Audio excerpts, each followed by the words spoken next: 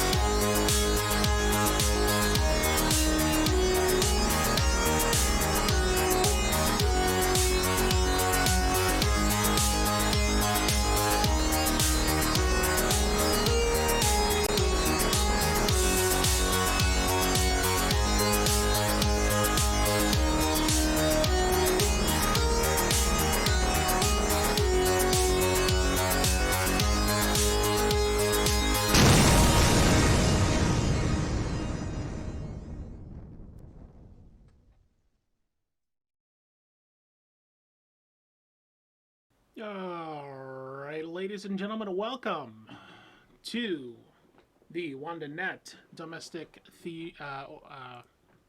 Shelters.org theater. Let me get that up in the chat for everybody. Even though you're probably already familiar with it, our sponsor this month, WandaNet, is requesting you visit domesticshelters.org if you have not done so already in the recent past, and check out the needs of your local domestic violence shelters. You would very much appreciate it. You get to see my nose for this stream. Isn't that fantastic? That's the entire stream right there. Right there is just counting my nose hairs and the couple of pieces of snot. Now, I've actually got the camera down here. Hi. Because this is our first tech stream, and we've actually got two cameras. So let me go on right over to this here. You can see we've got two cameras. One finally pointed down at the table where I can show you what I am working on. First off, I apologize for the quality of said camera. You can see it kind of blinking in and out a little bit, and the resolution is kind of shitty. Lighting is kind of shitty, but it's good enough, I think, for what we're doing today. And eventually, Joel and I have a plan here to replace this shitty camera with one that's much better and much more suited to what we want to do here, what I want to do. So, yeah, but that's coming, you know. So in the meantime, welcome to WrechTech, and we're going to be tearing apart, first of all, the SNES controller here, and a cartridge to go along with it. Now these are from my private gaming stash. Eventually we are going to be doing other cartridges, not only from my collection, but my brother's extensive collection, his games that all pretty much need to be completely cleaned. And there's maybe a little bit more research that I have to do on making sure that I know what I need to know to actually get them done. But we'll at least be doing these two today, and then testing everything out. I've got the setup. So let's go ahead and I'll show you right now. First of all, I'm using this generic SNES controller because the reason that prompted me cleaning my controller in the first place is a very common problem that happens to a lot of SNES controllers, and that is the start button gets dirty. So first of all, we're going to test out and make sure that our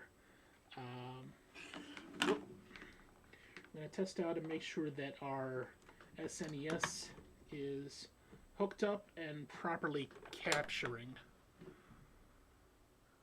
No, it's not that. You need to blow some dust out of here, probably. And this is essentially what we're trying to fix. That we're not going to be have to put up with anytime we put in a cartridge. The issues that are commonly associated with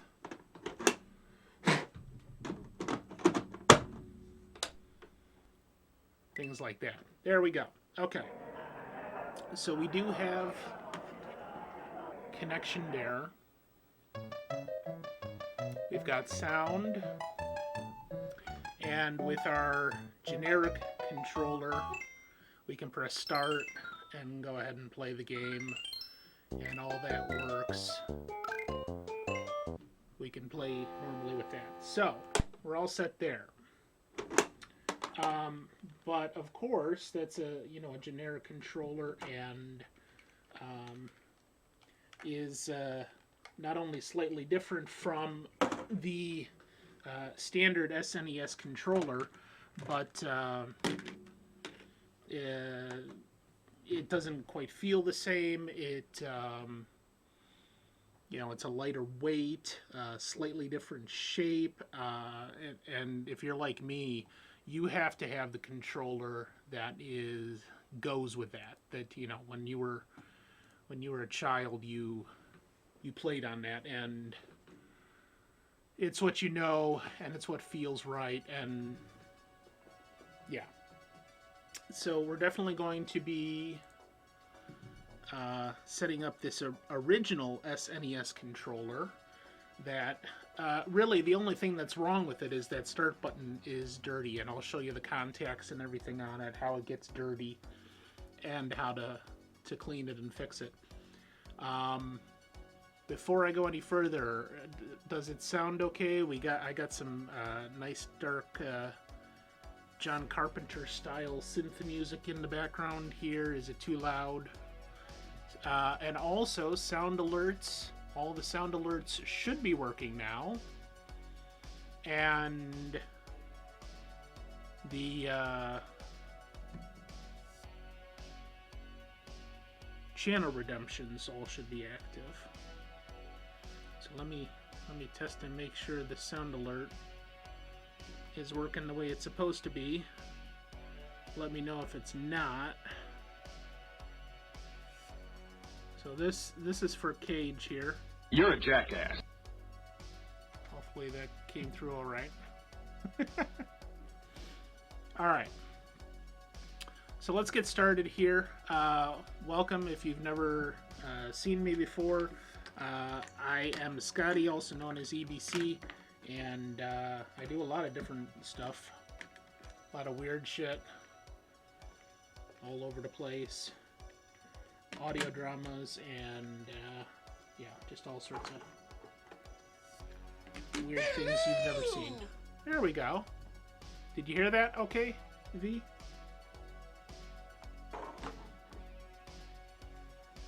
Now come through okay?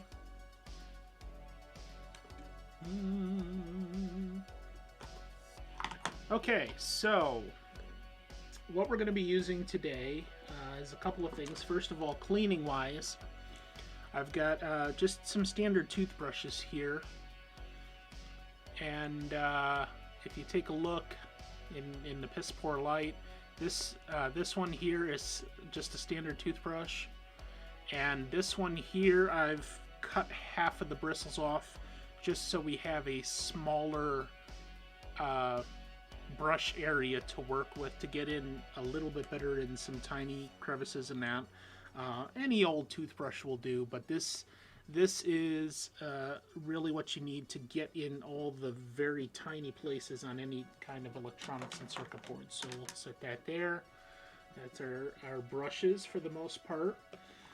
We've got a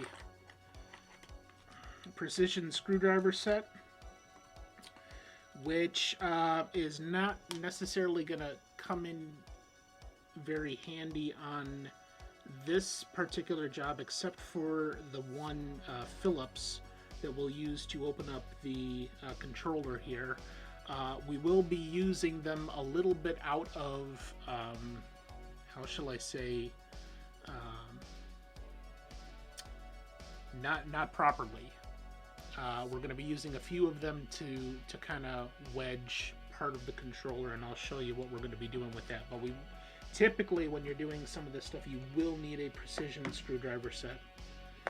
Now, this is a kit that I purchased on Amazon primarily for this, which is a good number, well, it's a 2mm Phillips screwdriver, and that will do much better than some of the precision ones that we have. And these two, these are your standard security bit screwdrivers for the security bits that a lot of, like, Nintendo and the original Xbox and can't think what else. GameCube, I think, uses them. NES, SNES, and maybe a few others. And that is the, I just had it here, 3.8mm and 4.5mm star bits. Now, you're not going to be able to see what that entails, but suffice it to say, any of the work that you do on this kind of stuff that requires a security bit, these are probably going to do 90% of what you need it to do. The 3.8 and 4.5, I think that's right. Yes. You can also buy these security bits. It's not too expensive with a like this. Now, these are from Joel's set. Let me show you here. They're just the bits, and you can put them into a screwdriver like this that accepts any of the bits, and it'll do just as well as these single units here. But I think we will make do with those today, at least. Then we've got, let's see where to go here. We got a specialized needle nose plier, tweezers, and the main purpose of this is it really gets in the tight little spaces where you need it, and has much more precision. I don't know how to best see that there. You can see maybe the points, just how precise it gets down there. Now, when I was a locksmith, we used very similar tweezers like that. A little more specialized for handling some of the lock parts. Let's see here. Then I've got some small needle nose pliers here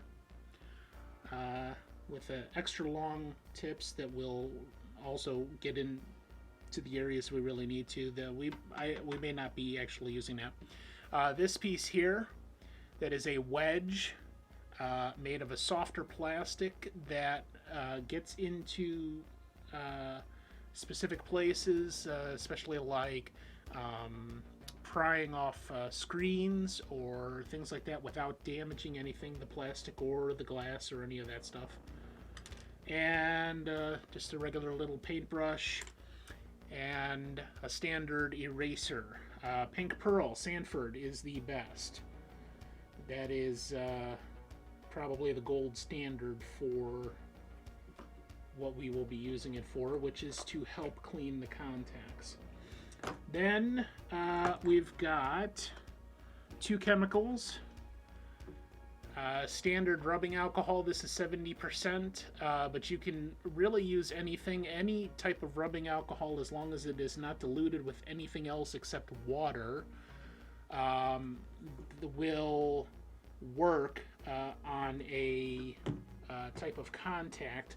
And circuit board, we're actually going to be using that only for the circuit board, because I have also purchased this, which is the gold standard in deoxidizing electronic contacts, particularly the contacts that are on cartridges, and actually transfers the programming and game data from the cartridge into the console.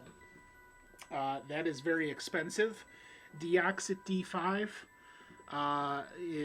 That small little bottle of 5 ounces runs about $20, $18, but you can use it very sparingly, and it'll be perfectly fine. Then just a little bit Q-tips, and I've also got a micro cleaning cloth that does not retain any static-free micro cleaning cloth, and that's about it. That's all we're pretty much going to be using here. All right, so let's get into it. Alright, so first of all, the controller here. And let's see if I can do any better with this lighting here. Let me check this. No, that's not any better. Okay, that's pretty decent. Last night I went to the very next island and had walking sticks everywhere. Sticks don't walk, and they gotta have legs. Okay, so first things first, we're gonna use this little screwdriver, the 2mm Phillips screwdriver, to take out the 5 screws in the back of the controller. Now, the first thing I would tell you about these screws is that, like a lot of things that are made, they don't necessarily want people opening it up and getting into the electronics, especially now when it's more, shall we say, less consumer friendly, more designed to just throw out when it breaks, and they just want you to buy a new one. So anymore, it seems like they're doing more and more things that make it kind of difficult for user servicing. One of the things that they started probably back in the late 70s with electronics is they would put what's called Loctite, or a form of cohesive bondage that is rubbery in texture on the threads of the screw, and when they're putting the unit together and they put the screw in, it essentially holds the screw in place a little bit better than tension simply from tightening the screw down would do. So therefore, when you are taking some of these screws out, you're sometimes going to meet with a resistance that has to do with that Loctite binding between the threads and the casing inside. And if you're not careful, you can strip the heads of the screws. So you want to make sure that your screwdriver is always seated properly and you've got good firm pressure on the top of the screwdriver. You can see my technique here. I'm pressing with the ball of my palm just under my index finger here, pressing the top of the screwdriver with that straight in to get the kind of pressure that I need to make sure the screwdriver is properly seated in the screw head, and then twisting with these fingers to go ahead and put the pressure. Now, I don't think you can see this with the camera the way it is. It's just not going to do it justice. Let's see here. Now, yeah, this camera sucks. Let me see if I can get it on the other one, maybe. Not enough.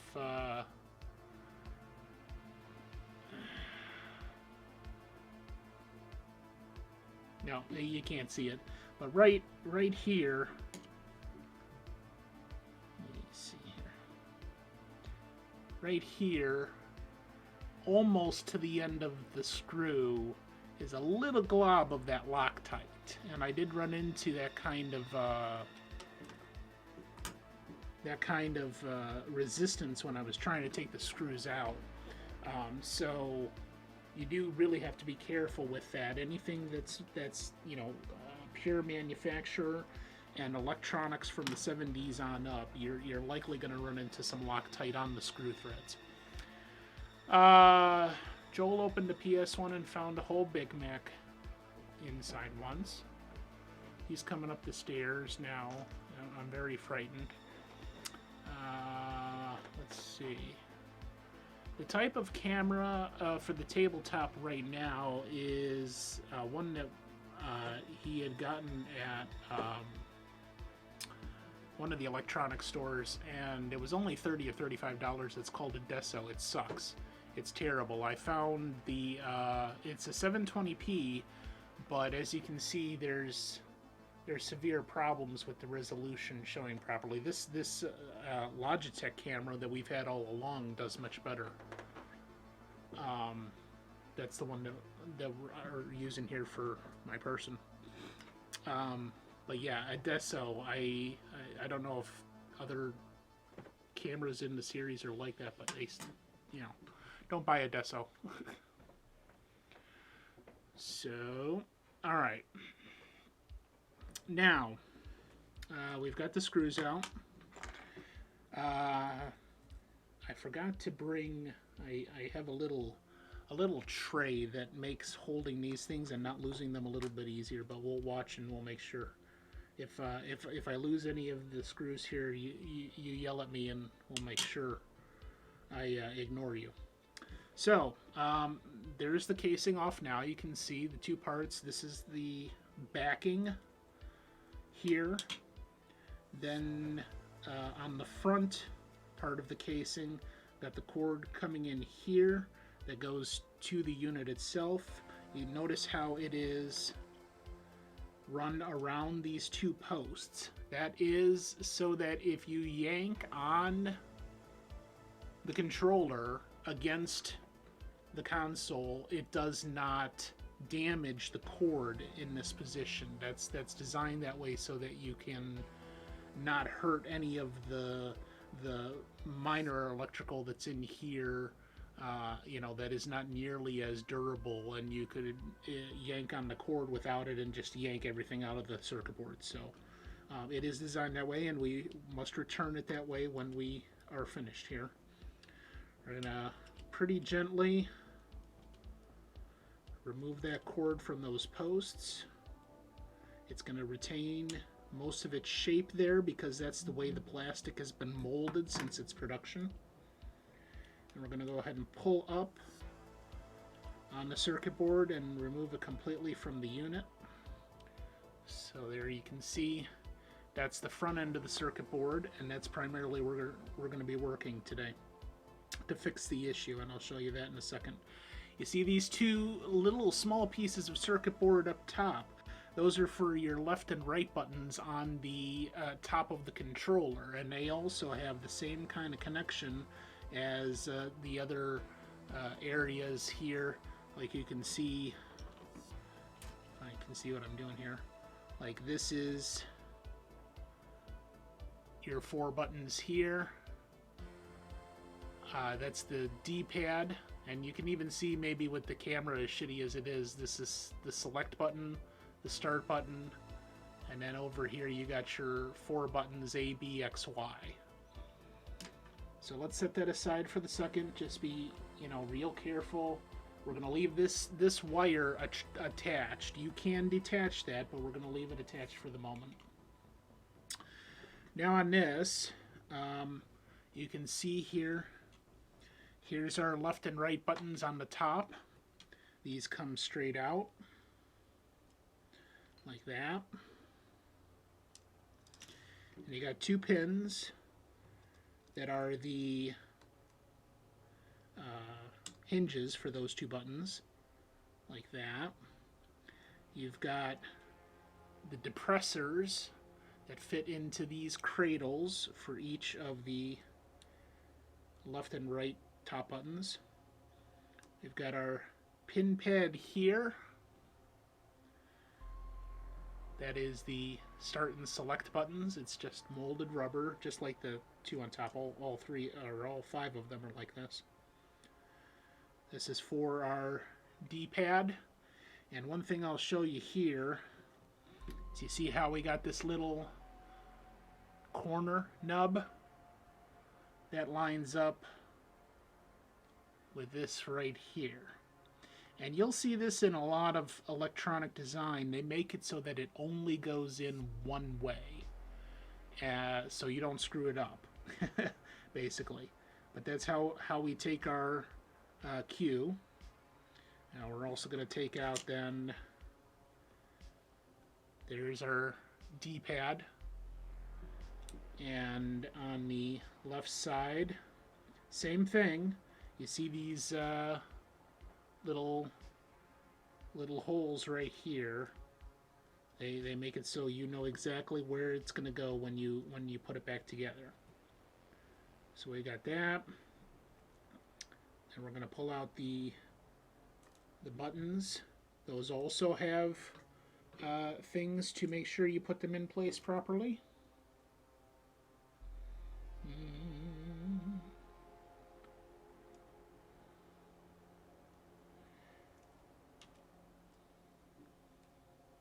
And then there.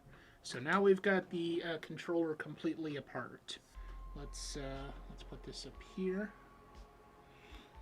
And for our purposes, I'm going to get some of this stuff out of the way. We're going to put our left and right up here, and the buttons that go with those, and our start and select right there.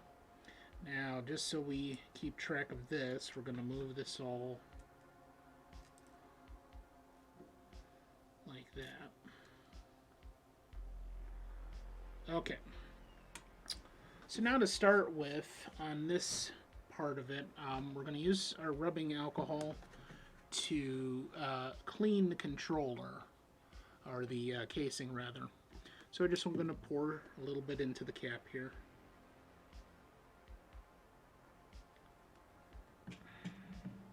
Move that out of the way so we don't knock that over. And we'll brush it in.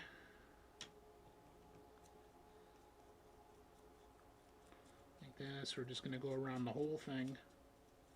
And I don't know if you can see some of the dirt. No, probably not with this shitty camera. It has accumulated over the years.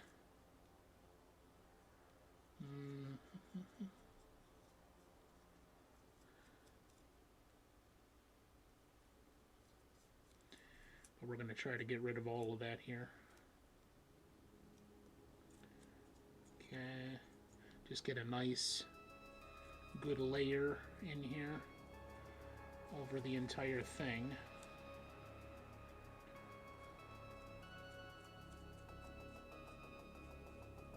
Okay. Now we'll get our toothbrush and do a little scrubbing.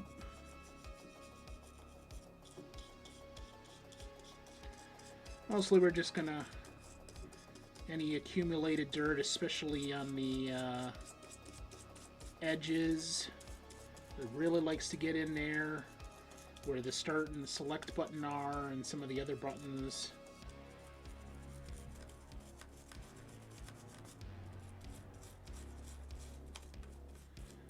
And just making it nice and shiny.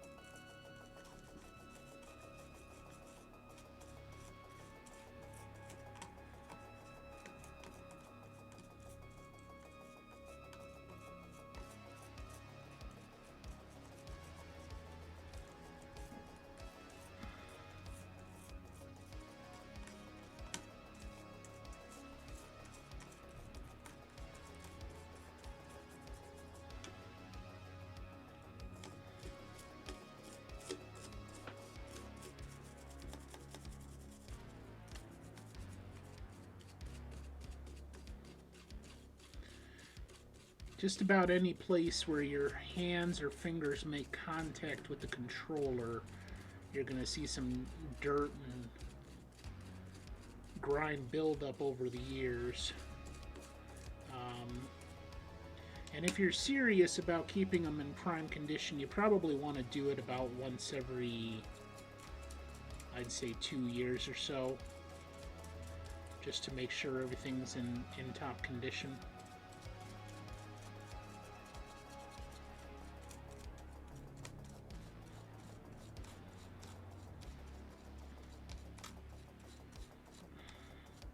I got a little bit of a stubborn spot on here. I'm going to use a cheap little knockoff version of a Dremel with a brush attached to get some of the harder built-on stuff here.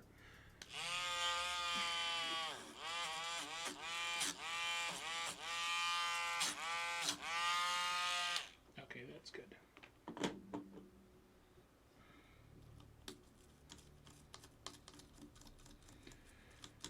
Unfortunately, you really do need the toothbrush with the bristles to get into all the little itty bitty molded crevices here.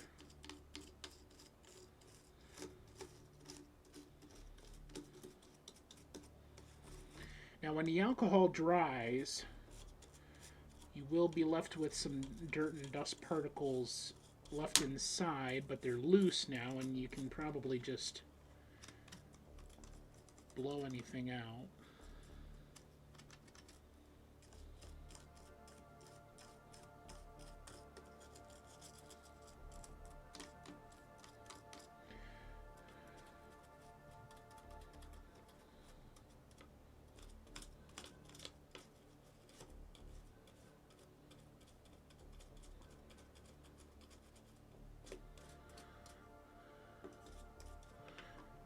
You do want to make sure if you use anything else besides the toothbrush, or like the style of brush I have on that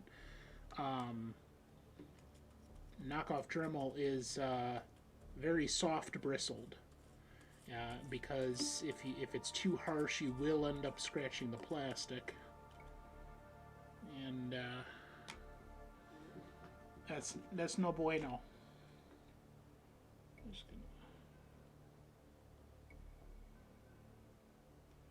Especially if you're actually doing refurbishing work, and you know, it's very difficult to come back from plastic damage.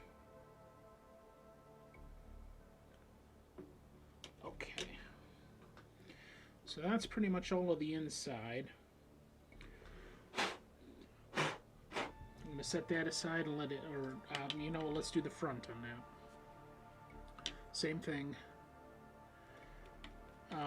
You can also use Windex, but it's not necessarily quite as effective at cutting dirt and grime as alcohol is. The alcohol will do a much better job of breaking it up and making it come off of the plastic easier. That's good.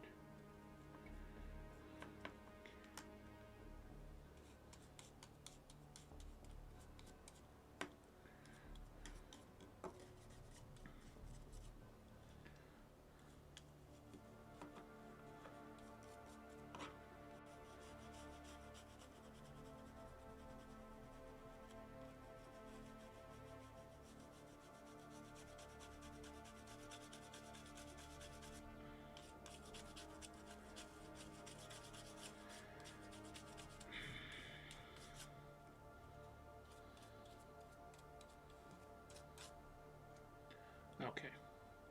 Now there's one more part to this that I'm going to do a little bit different here. And that's where the start and select buttons are too. I can see some dirt and grime built up on the inside of that wall. And that's the same stuff that's been clouding up the circuit board too. But we'll get to that here in a second because Joel wants me to sing a snippet and hide a burger in the snippet. Alright, so let's stop that for a minute.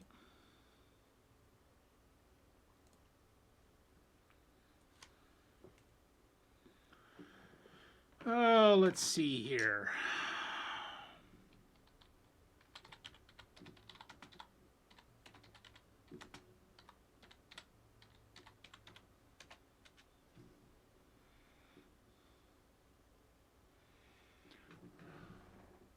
Oh, short and sweet. I'm sorry. She just wants that $50 gift card. That's all. She don't actually care about my singing.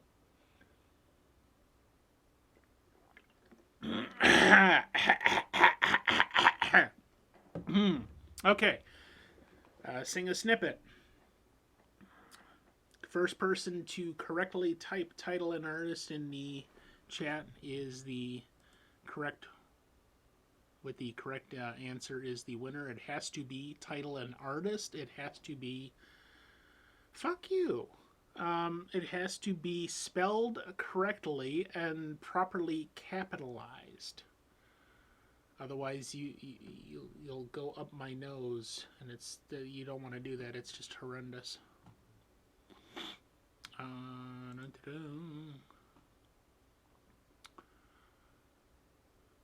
All right, here we go. Once I thought my innocence was gone. Now I know that happiness goes on. That's where you found me when you put your arms around me. I haven't been there for.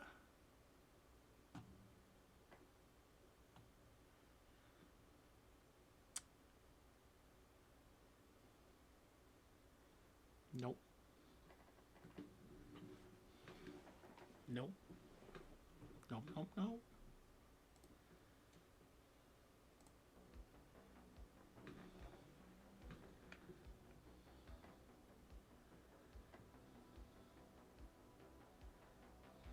Ladies and gentlemen, let's get ready to rumble!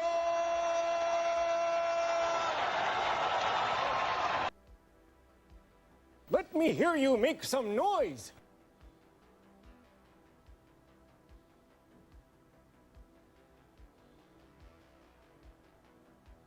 Does it hurt your back to kiss your own ass like that?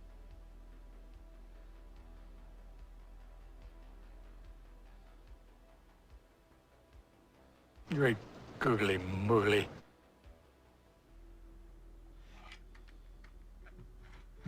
Thank you, Legion Cage.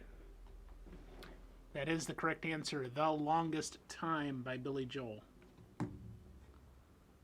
See, that's, you're a musician supposedly. All right. Oh, so I got to make a note of that here. I do actually have it here. Who the winners have been. Good Lord! Please put that thing back in your pants. Somewhere. Where the hell did I put it? Here it is. Malegio has 1 point. Short and Sweet has 1 point, and now Leg Ion Kage has 1 point. And there's only one per stream that I actually have it available. And when somebody gets to 10 points, you get a $50 Visa gift card. Well, you did it, because Joel's a fucking dumb shit. Alright, so coming back to this here, I'm going to do a little more alcohol in this area here with the select and start buttons, and then we're going to... we'll see if I can do it with this half toothbrush.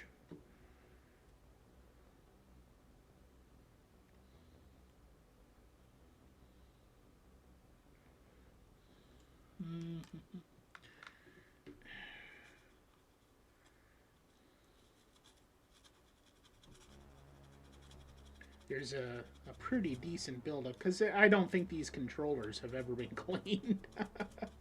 Yeah, there we go. That's doing most of it. Let's see what we got here.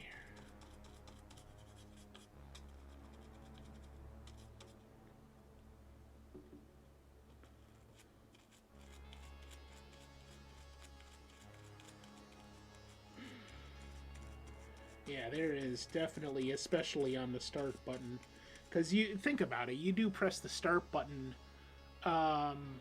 Yeah. No, it's something.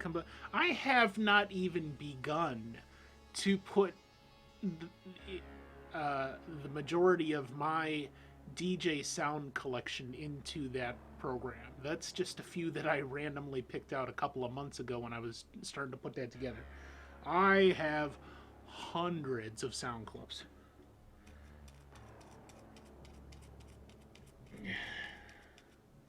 Little things that actually I never really used a lot when I was DJing, because it wasn't necessarily appropriate or wouldn't work, you know. Okay. Again, sorry you can't see.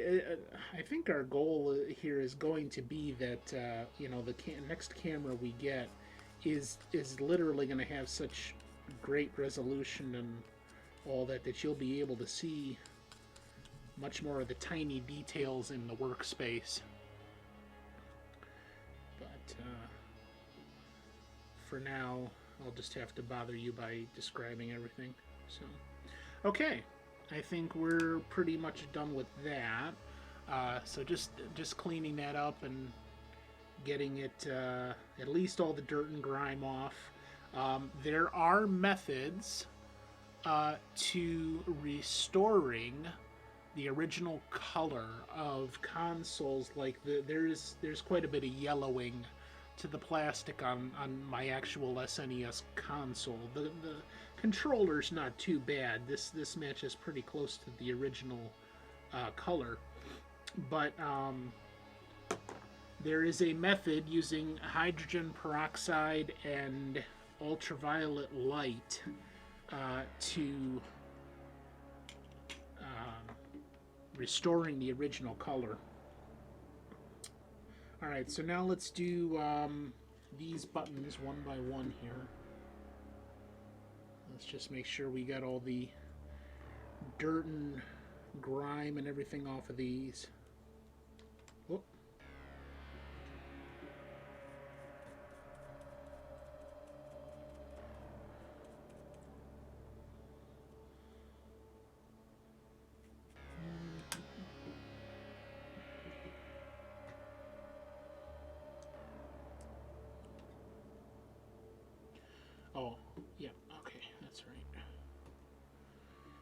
And like I said, there's let's see if we can get this close enough. There, you can see it.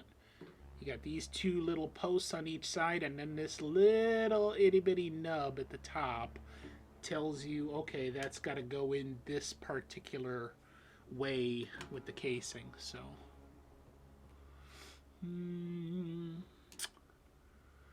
Cordial Snail, welcome. Yeah, getting in those cracks. It wants me to get in all the little places here and give it my love. Whoop.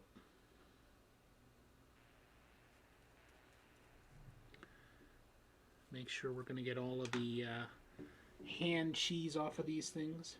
Oh, I missed a spot in there. Let me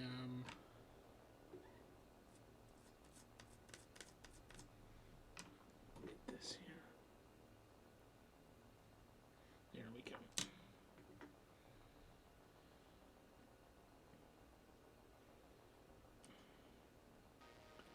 There we go. Oh, lots of cheese on that one. And of course, the buttons that you press more, you're going to see a lot more of that build up. Like this is the dark purple, which this is the A button, I think. So yeah, the button that you're constantly pressing for run or jump, and not so much the lesser used buttons are definitely going to have more build up.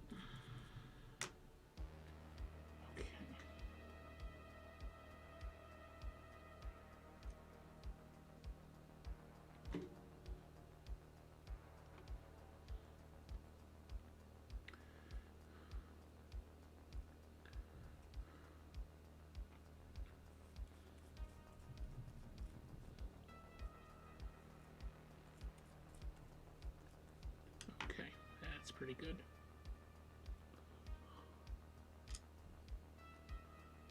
All right. So we got those 4 buttons. Let's do the D-pad now. D-pad also, especially all the little crevices around. You can maybe see some of it in these corners. Yeah. Yeah, there's a lot of crap there.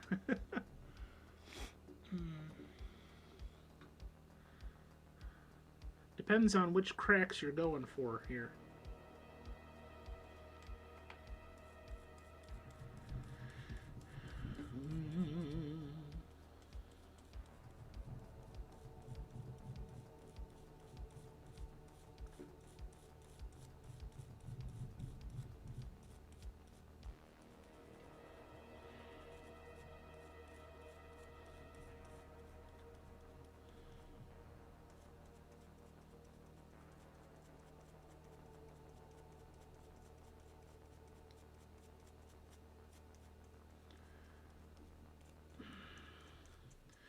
Now for something like this, like I get a little bit that's in there that's not coming out.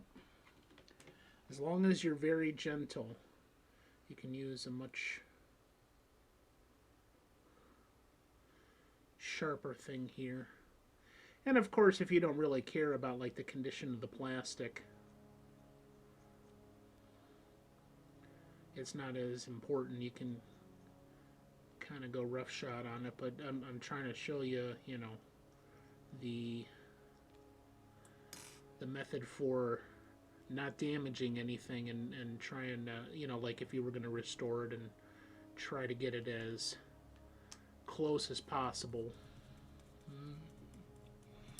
How is everybody today? Are you enjoying life? Did you pick up any tomatoes or mayonnaise at the store? I mean, that's half of a BLT right there, you know.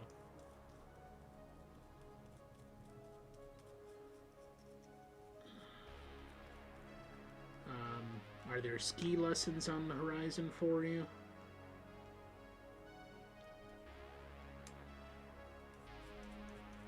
Okay. Pretty much got the top of the D-pad here. And again, you don't with the rubbing alcohol, you don't really need to worry about drying. It will dry without a film, and also won't cause any problems with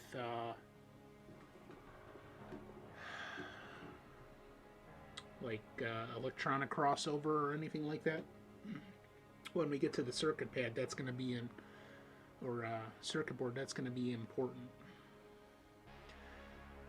You could use water, but one, it takes much longer to air out, and there could be things that you miss, and maybe you go to try to plug it in, and all of a sudden you got a short circuit because there was still a little bit of moisture in there, enough that it's going to cause the electricity to go where it's not supposed to.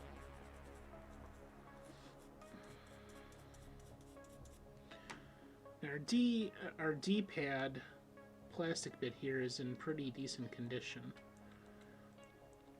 especially for as much as I mash the buttons. You'd think the thing would be like a sinkhole at this point, but bit of a roller coaster today, but overall okay. That's good. Hopefully it was a decent roller coaster. Like, you got your money's worth out of it.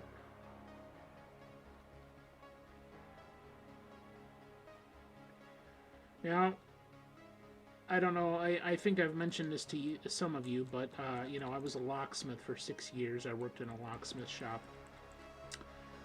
Very used to work with tiny pieces and cleaning things up. Most of the time, though, I was working with metal, not plastic. There was a few plastic parts, especially the cheaper the lock. And certainly not rubber. There's very little rubber in lock pieces, so not, you know, it's a little bit different, but some of the metal that I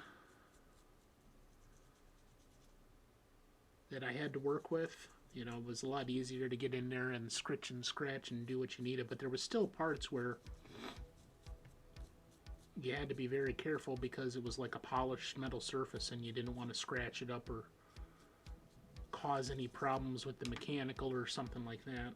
Okay, that's pretty good.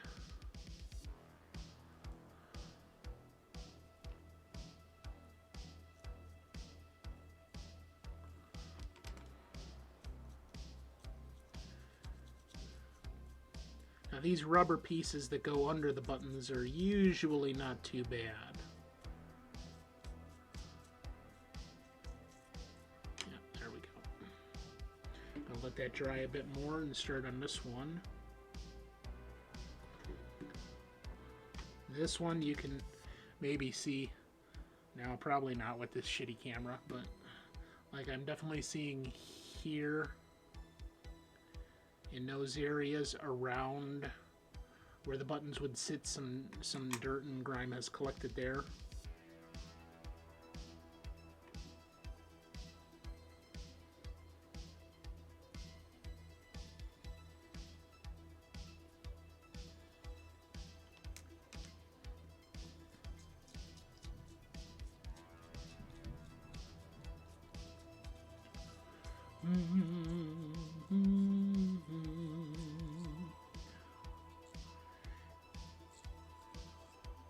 Ever since Stranger Things, I've been falling more in love with synth and dark synthwave and a little bit of EDM music.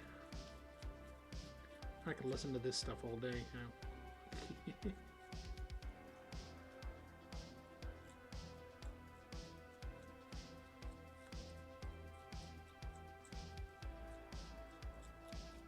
There we go. That's pretty decent.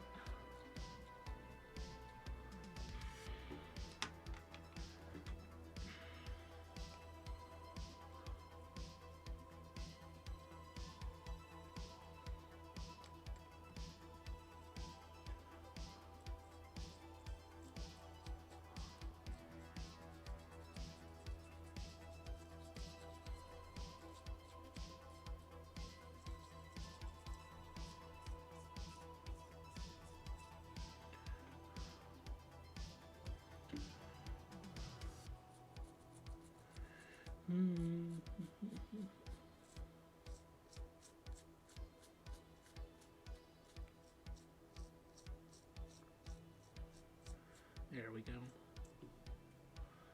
That looks good. Okay. Set that aside there for a minute. Oh, shit. Yeah, this...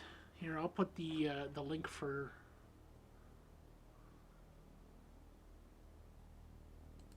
Let me see here.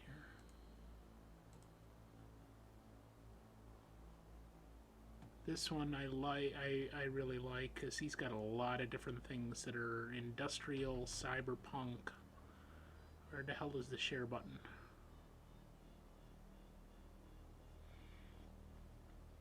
Oh, here we go.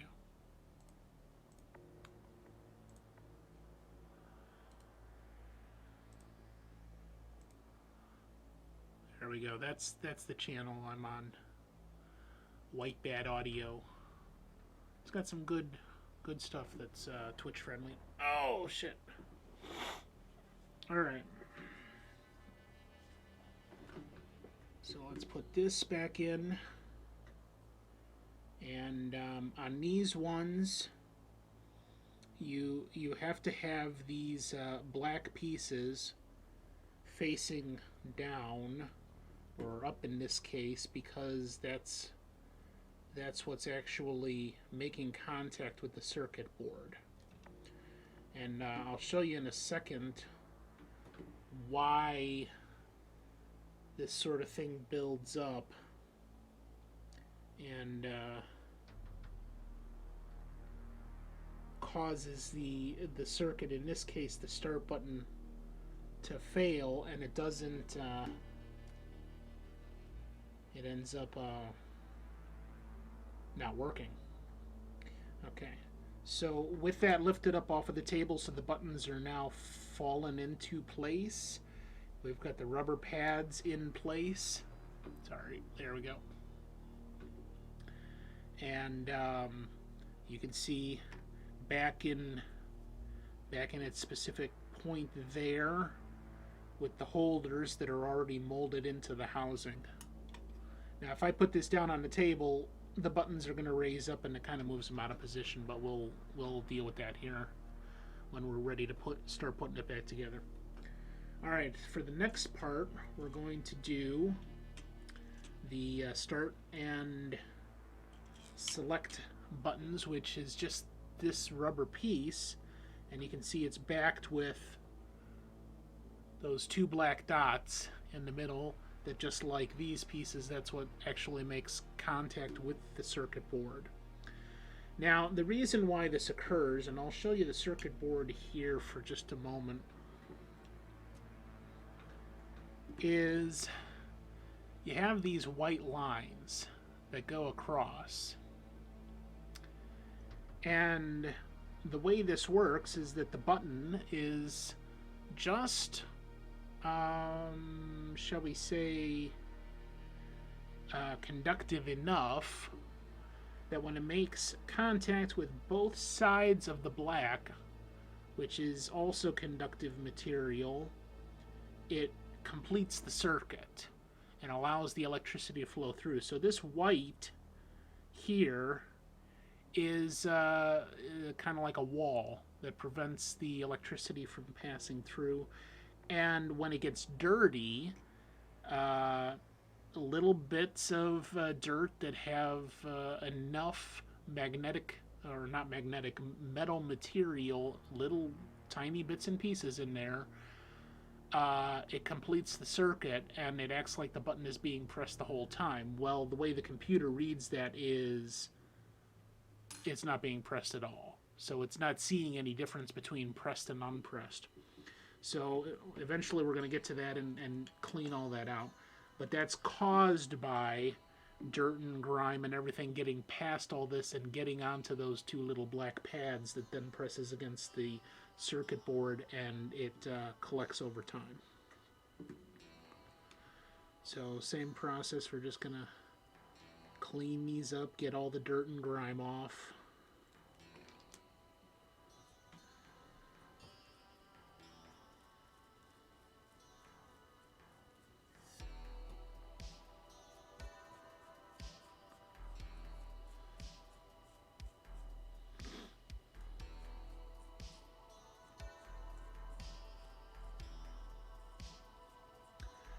I don't know if you can see it.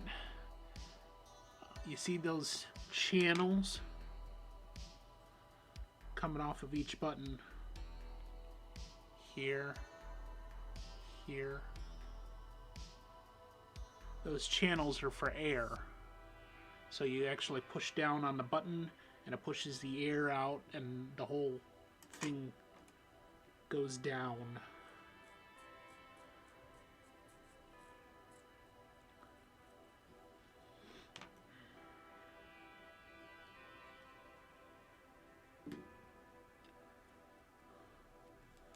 Do that a little bit more here. Seeing a little build up still.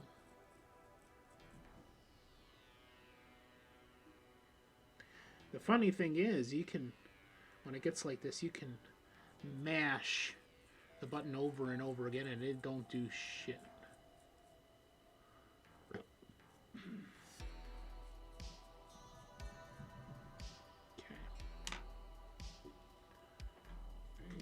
That's getting pretty dry. Let's get a little more alcohol here.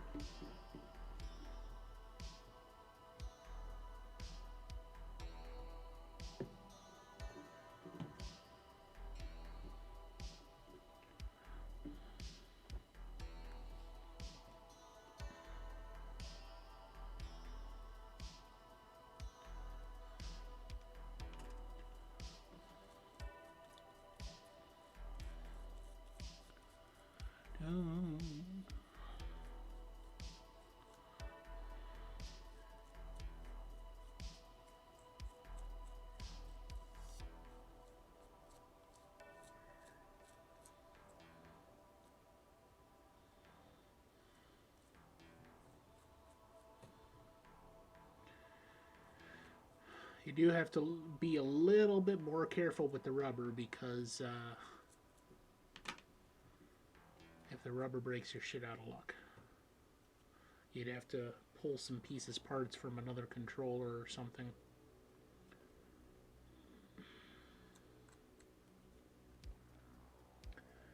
Okay, that is pretty decent. Okay, so we'll put that back in here. There we go. Alright, now we will do our left and right top buttons. So I'll just, I'm just using this other half of it as a tray, essentially.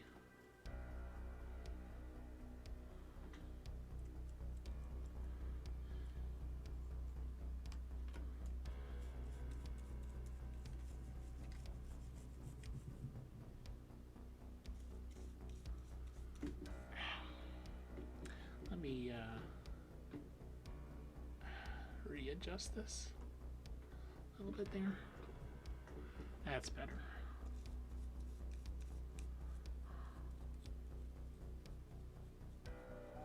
Especially on these top and left and right buttons, there's a lot of buildup because the way they're designed, there's quite a bit more space around the housing of the buttons than there is on the rest of the controller, and that allows for ample dirt and grime to get in there and get lodged.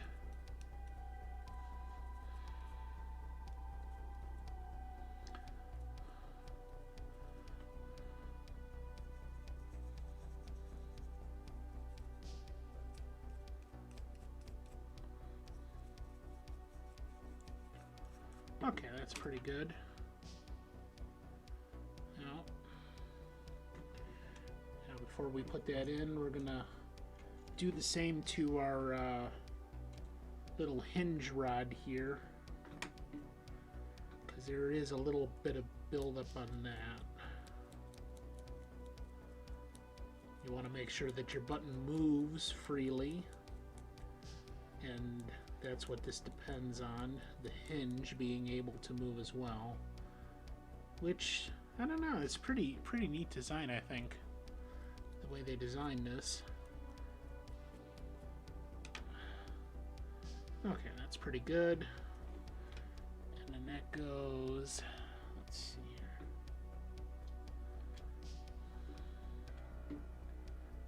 That goes right in there.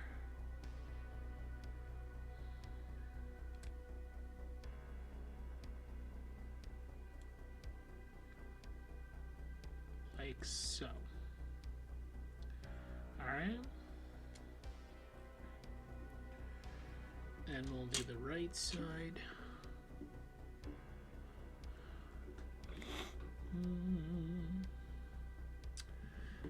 Hope everybody's having a good evening.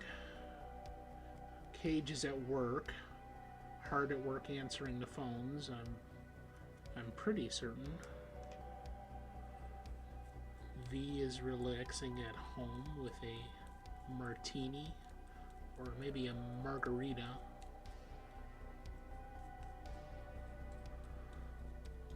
Possibly some other alcoholic beverage that starts with an M.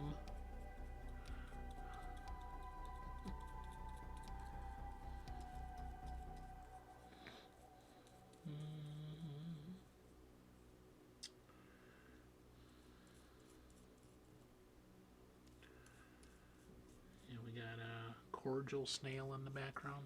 Mountain Dew, there we go, see? It's not alcoholic, but it works. I am a psychic god. Okay, that looks good.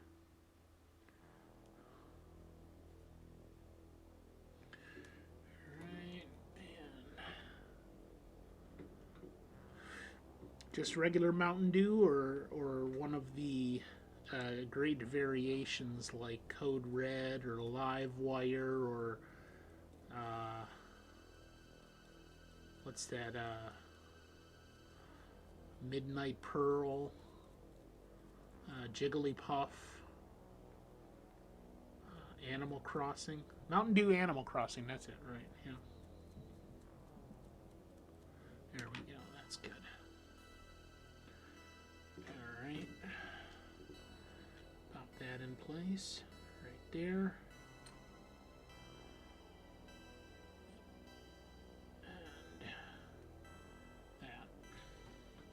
Alright, and then the last thing we have is the little 2 rubber boots for the top and, left and right buttons. Same thing, you can see the little black piece in there that actually makes contact with, in this case, the tiny little circuit boards that they have up top at 90-degree angles from the regular circuit board, just for these 2 buttons.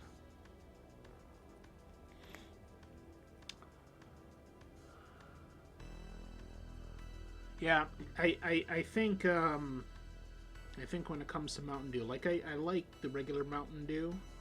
I prefer LimeWire, and I also like the Baja Blast. And me too. I as well, or me also. Also don't drink a lot of pop anymore. But like sometimes when I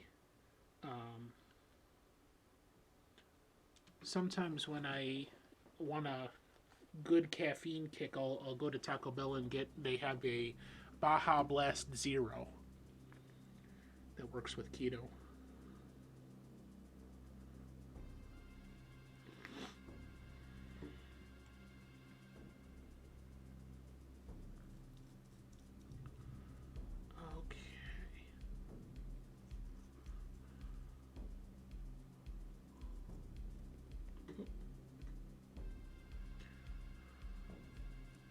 Okay, that looks good.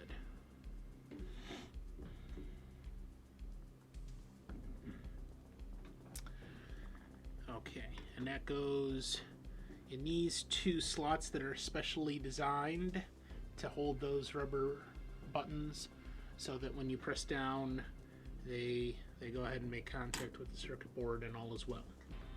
Alright, so that half is done. Let's go ahead and start on the back half of our housing cleaning. And I'll point out here the pads that are designed to give support to the back of the circuit board, so that when you're mashing on those buttons, you don't damage anything. I suppose if you really put enough pressure on it, you could, but at least for mostly normal play, it can withstand quite a bit because of those supports.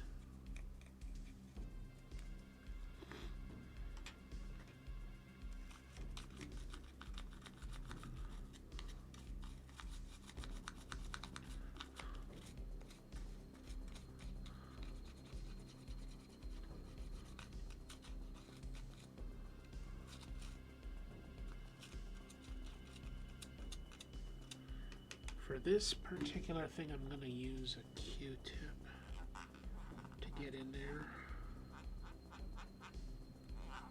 There we go.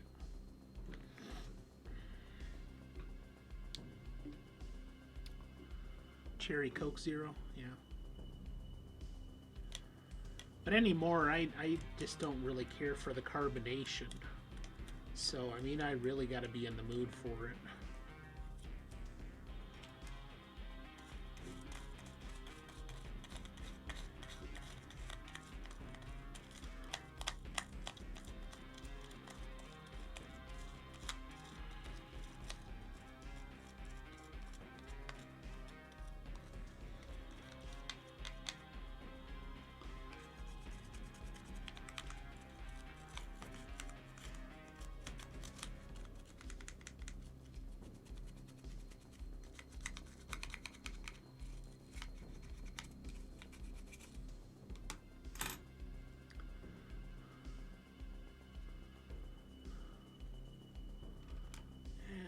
For that part, I will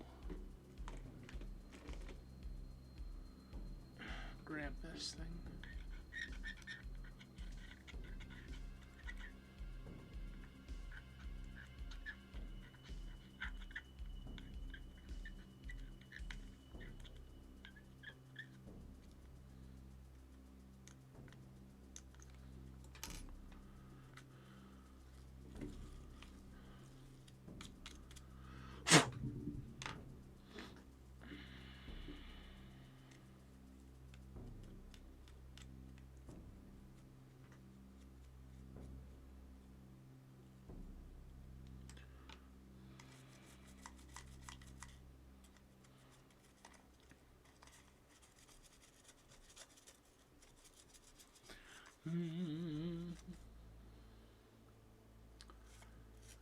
Alright.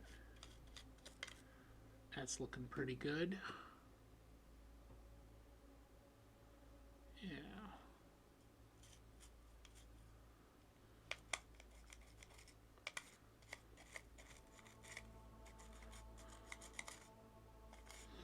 Okay.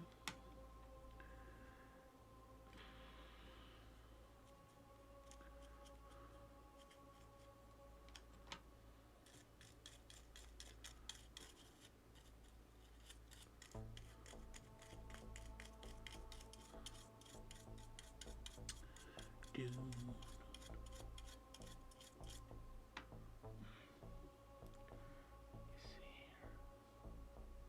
Let's turn that up just a skosh. There we go.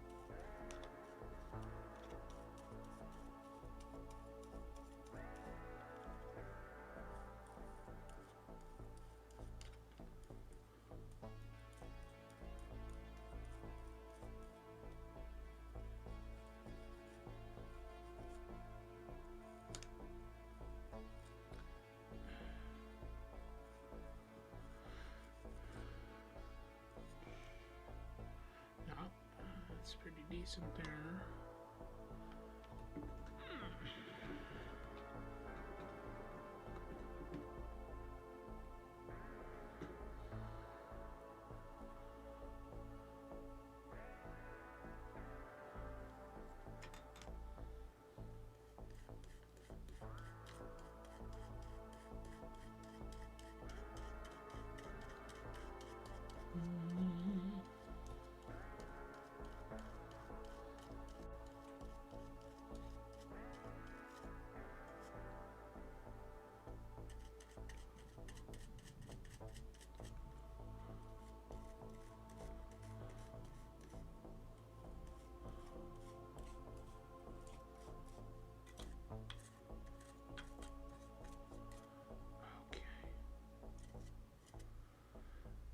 Alright, that's pretty damn good there.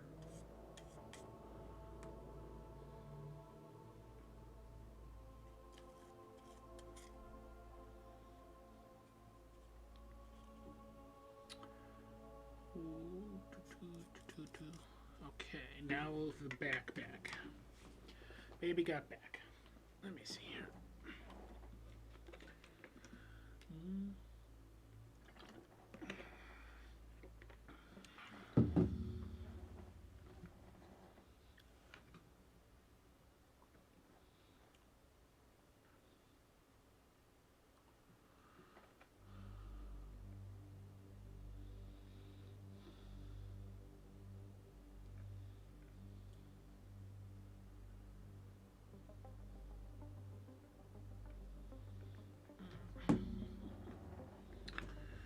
Okay.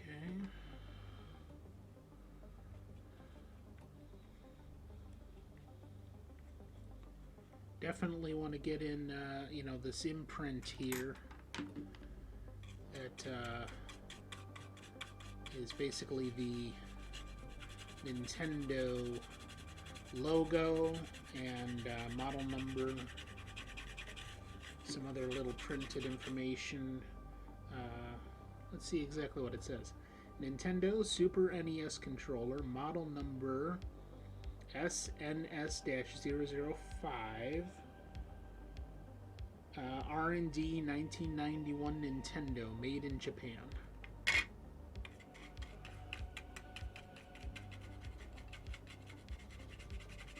And the molded plastic is so tiny there, the dirt really easily collects against any little corner in there.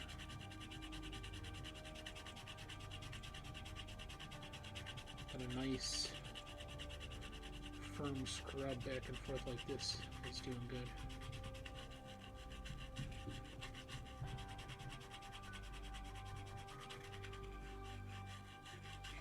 There we go. Yeah, that's pretty decent. Let me do one more pass over it though.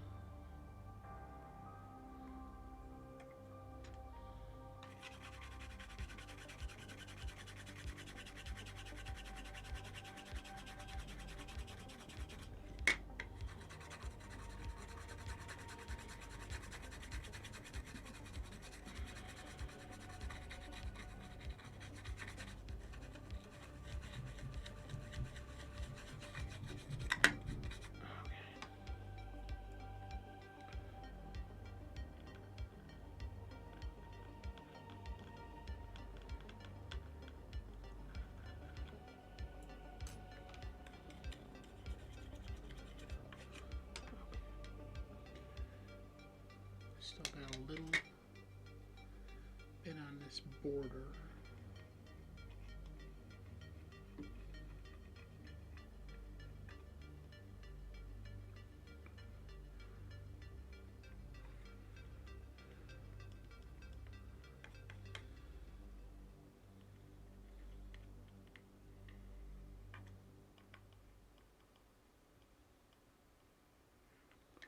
There we go.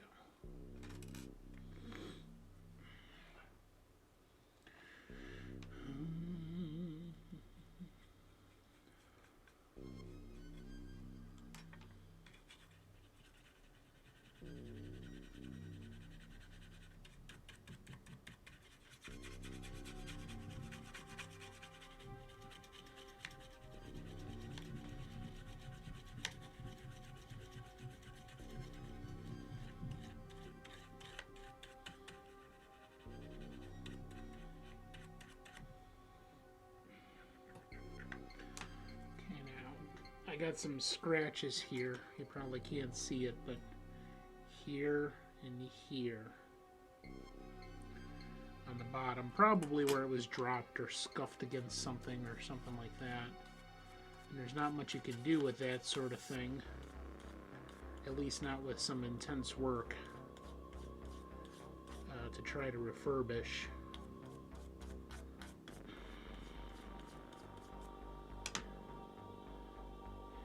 There was one method I saw on YouTube for melting the plastic, but it was very, very precise work, and you got to really know what you're doing. Practice on some junk controllers.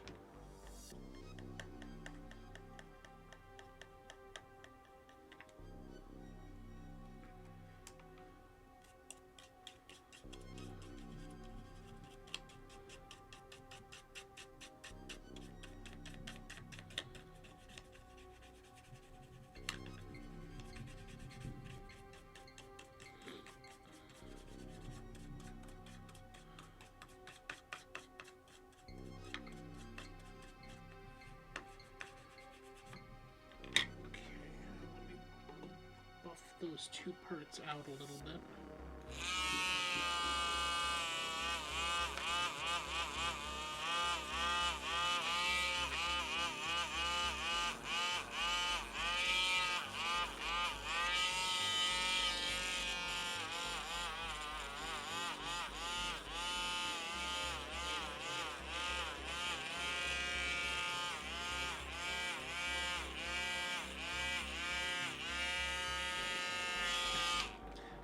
Good.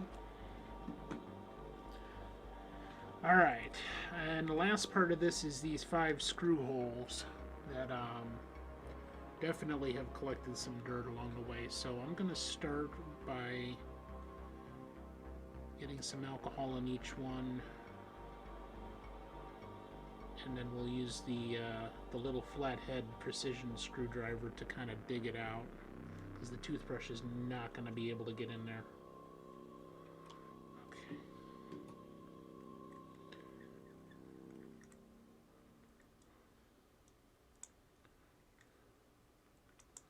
At least not effectively. Once we loosen it out.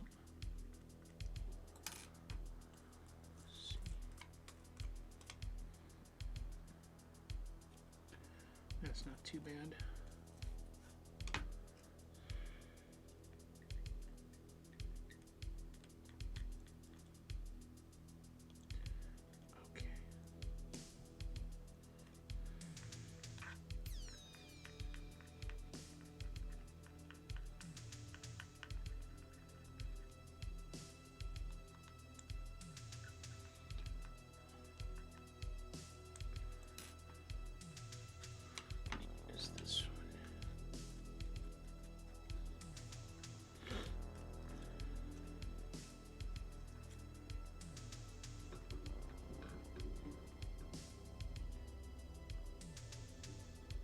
Okay, those are good.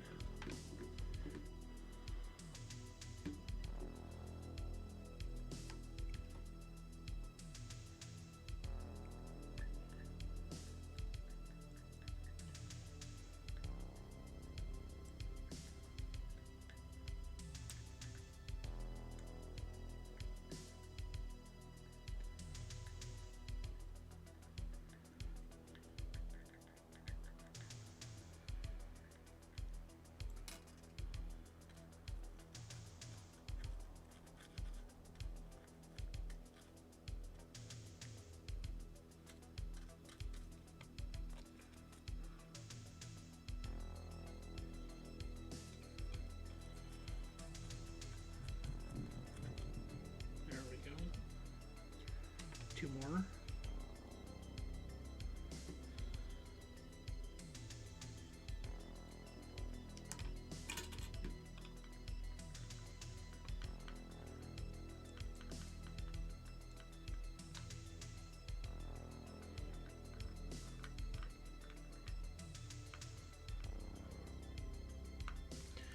I'm not necessarily worried so much about scratching the plastic in this area, because once the screw is back in place, the screw head will cover any imperfections.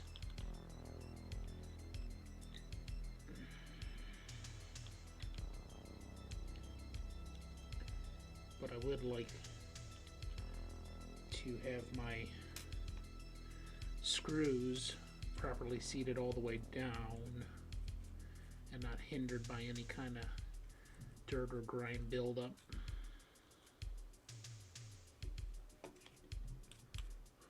There we go. That's one thing I don't think even with a top of the line camera you'd be able to see, because it's sunk into the plastic like that.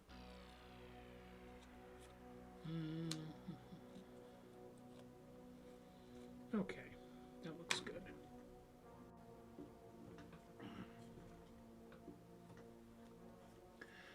Okay, I'll let that sit up. Now, for the circuit board. Pretty much the same procedure, a little bit different, but once that's in place there. Okay. That's good. Now, the main problem, the main culprit, everything else worked, even though it's a little bit dirty, is, like I said, that start button.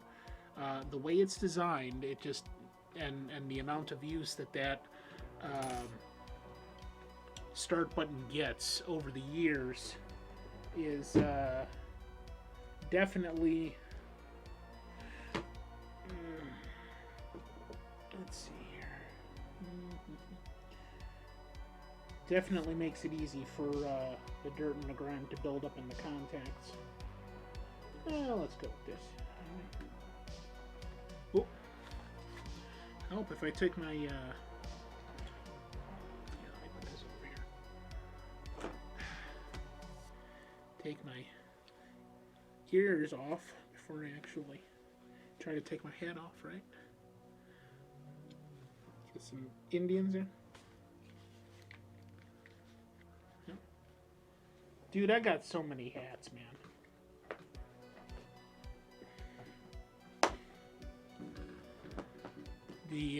The team that no longer exists. All right, so same thing. Alcohol is best on circuit boards, simply because of the capacity to dry quickly and not leave a residue. And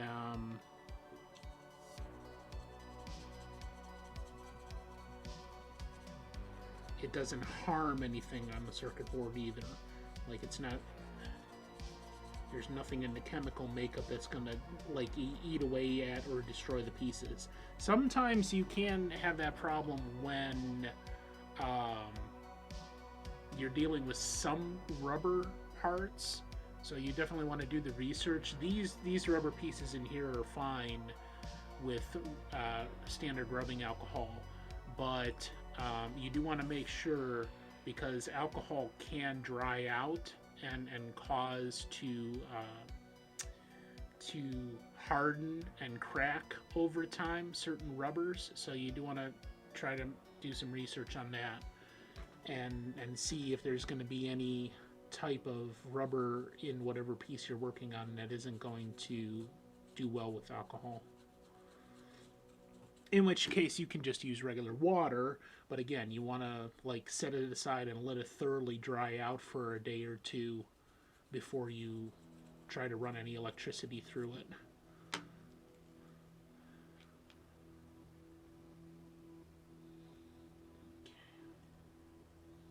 So that main problem there, now I don't know if you can see it, but we got a clear white line on both the start and the select buttons where they actually make contact with the circuit board, and there's going to be nothing that interferes with the signal when the button is pushed. And we want to make sure we do that with every single place on the circuit board, including these contacts all around the microchip. Just to make sure there's no dirt or grime anywhere that is interfering with it and would cause the electricity to go where it's not supposed to.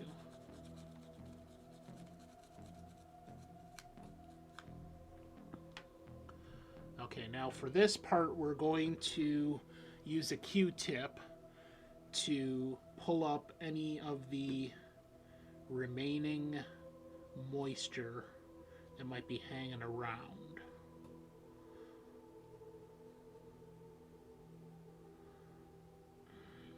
You can also pull up a little bit more dirt that will stick to the surface with the Q-tip, and you'll see the cotton on the Q-tip darken slightly as you do that.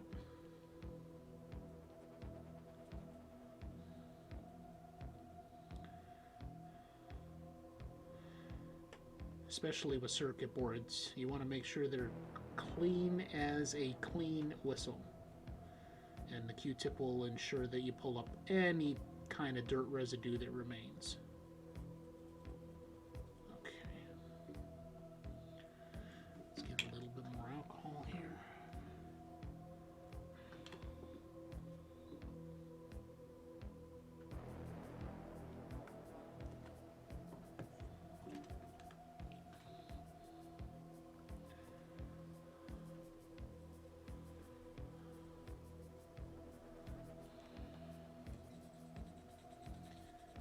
Nice gentle strokes with the toothbrush. No sexual jokes, thank you. But you don't want like a harsh brush with the toothbrush on the circuit boards. Do that. Let that dry a little bit.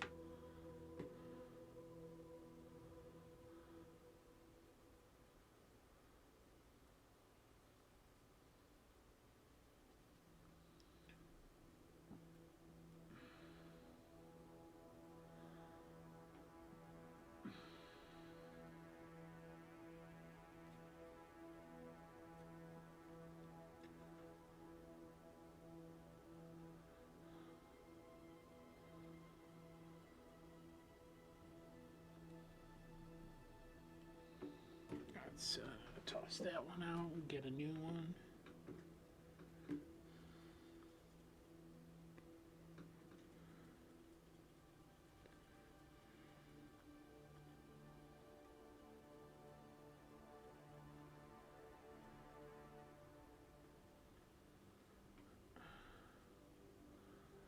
Okay, that side's pretty well done. Gonna need a new hat soon. Hair is going extinct. Your hair? Well, you could always be Mr. Clean. The ones that Kate is gonna... Oh, yeah. Yep, sorry, no sexual jokes. That's what she said. Okay, other side is pretty plain. You can see just about all of the electronics are on the other side. We do want to make sure, though, that we have a good, clean working surface here, which it is for the most part. We got a little bit of buildup on the back of the board. Be very careful of these contacts to these secondary boards here.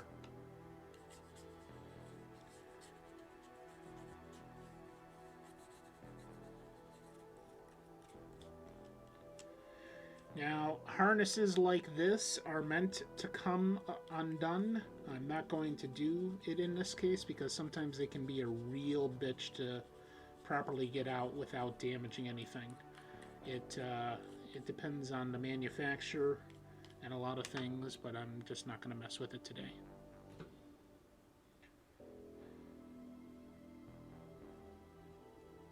But like, for instance, if you needed to work on that portion, because that deals with other parts on the front of the board, if you needed to, like, you know, replace a part or something like that, they do make it so that those pieces come undone. It's like almost like a wiring harness in a vehicle, and it's got a clip. Okay, that's pretty good. Now we'll get our top buttons here.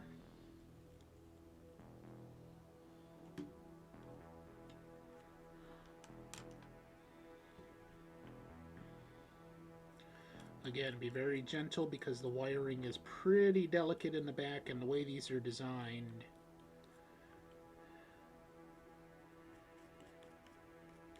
it almost entirely relies on stability from the wiring itself, which is not a good design, but sometimes that's the way manufacturers do it just to get by.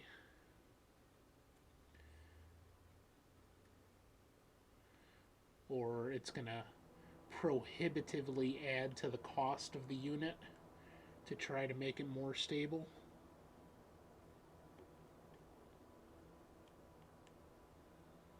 Okay, that's good. Now, one other thing you would normally do with this, with a thorough cleaning that I'm not necessarily going to mess with, is cleaning the cord part. We can just give it a little bit of a scrub here. But generally, once everything is back in place, you then just want to take, you know, water and a wash rag or paper towel and just, you know, go all the way down the cord several times. And the outer casing is much more protected than anything else. Okay, so we've pretty much got our circuit board done here. Let's go ahead and start to pack it up. So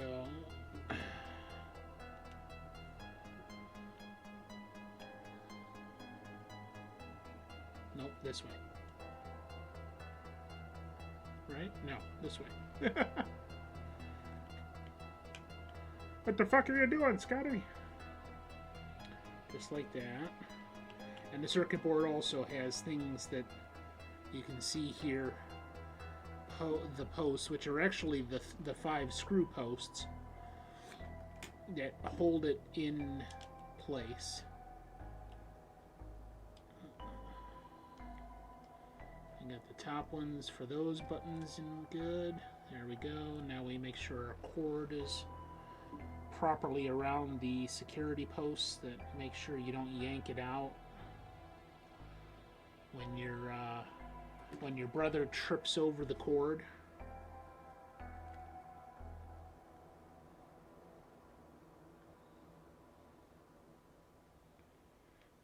Okay. There we go. Back together. All right, now our screws. Now normally when it comes to these screws, you do maybe want to put a little bit of Loctite on the thread again. I generally don't do that for the simple fact that Loctite can be a bitch to get through, especially within like the first year after it dries. So I'd rather tighten the screws if they get a little loose than use Loctite. But you do have to periodically then check the screws and make sure they're not falling apart. Lose them. You can get replacement screws, but it's a pain in the butt.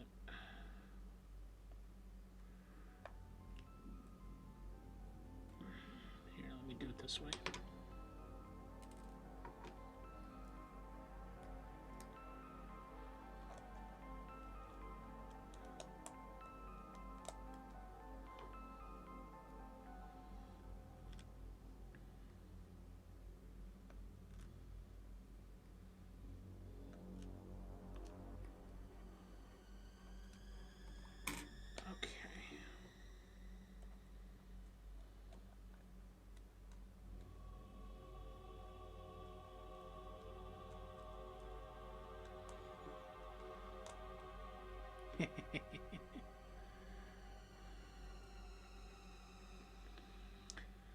Damn it, I can't take you anywhere.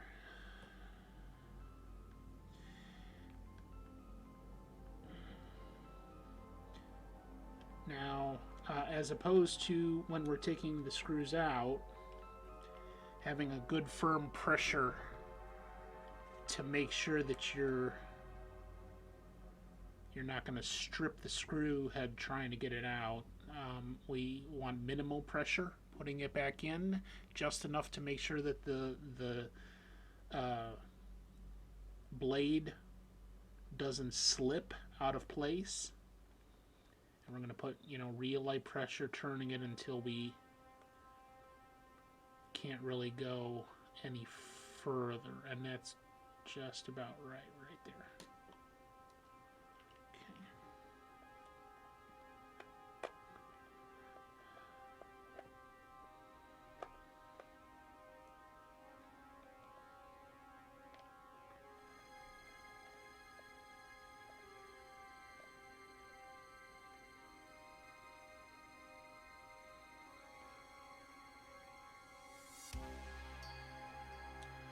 Again, you don't want to over tighten or under tighten. If you're under tightening, then they will loosen up and fall out.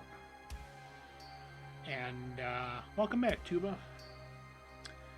And if you over tighten, then you're either going to, because these screws are going into plastic posts, so you could easily, with an over tighten, start to weaken and strip out the plastic thread on the inside of the post. So just enough so that they're not going to back out from vibration or anything,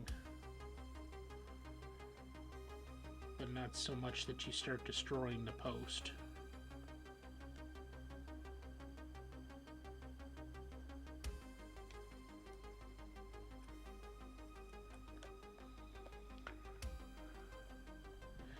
Yeah, Phillips gets more action than I do. For sure.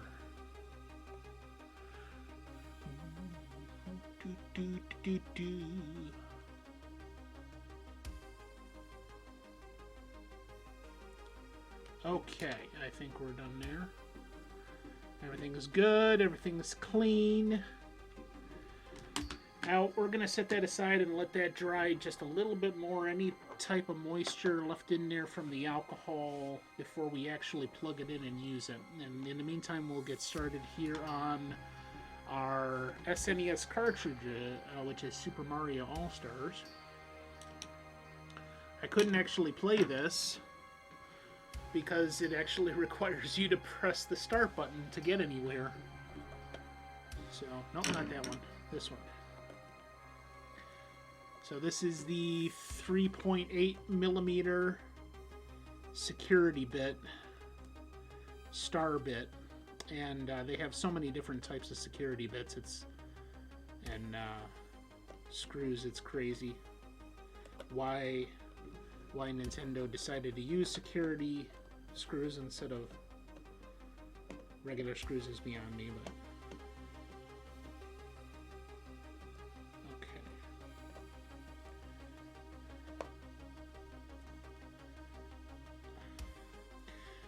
So just those two screws, that's it. That's all that holds it together. This is far more simplistic than the controller is. You just got your two halves here and the circuit board, which if you're doing a refurbish, you want to replace this battery, which this is a standard watch battery, the CR32, I believe. Let me see here. What do I want to use here? Let me do it this way. If I can get a good grip.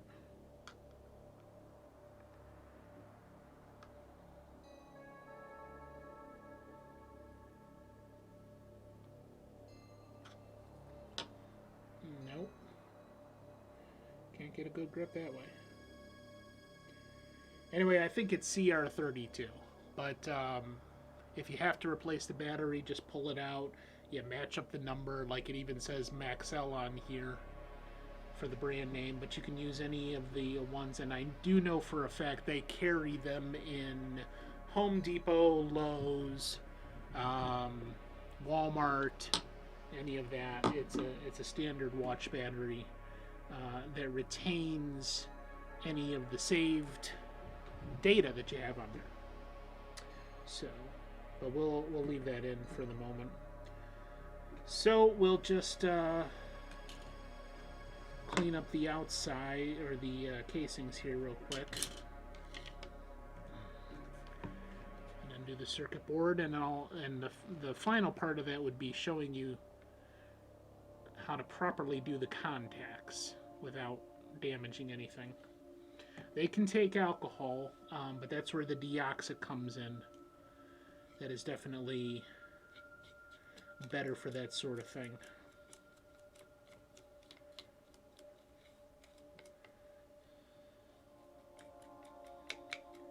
Just a real quick, because this is actually pretty damn clean on the inside. There is a wall that it's much more difficult for the dirt and dust and grime to get in on the inside of the cartridges, except for the exposed part where the contacts are. So just a light cleaning here should do it. Now on the outside, these parts here, where the seams are, that'll definitely get more. There we go.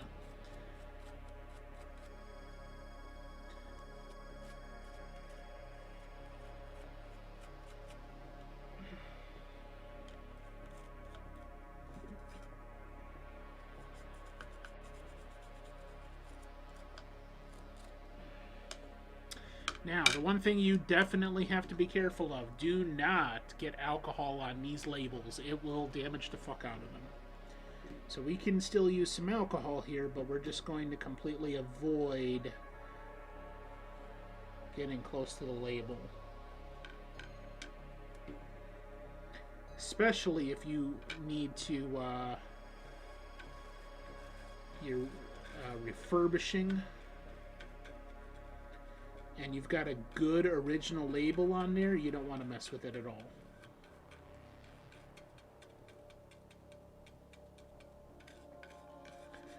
So we'll do everything else. I was just talking to my brother the other day about potentially doing refurbishments of cartridges where the label has been damaged, and we were discussing ways that we could do replacement labels for people that might want to have their cartridge refurbished.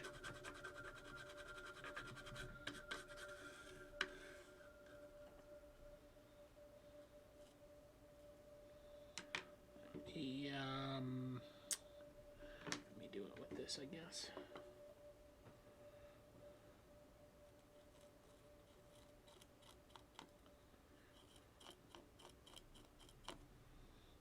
That's good. Let's see if this is something here I can buff out or not.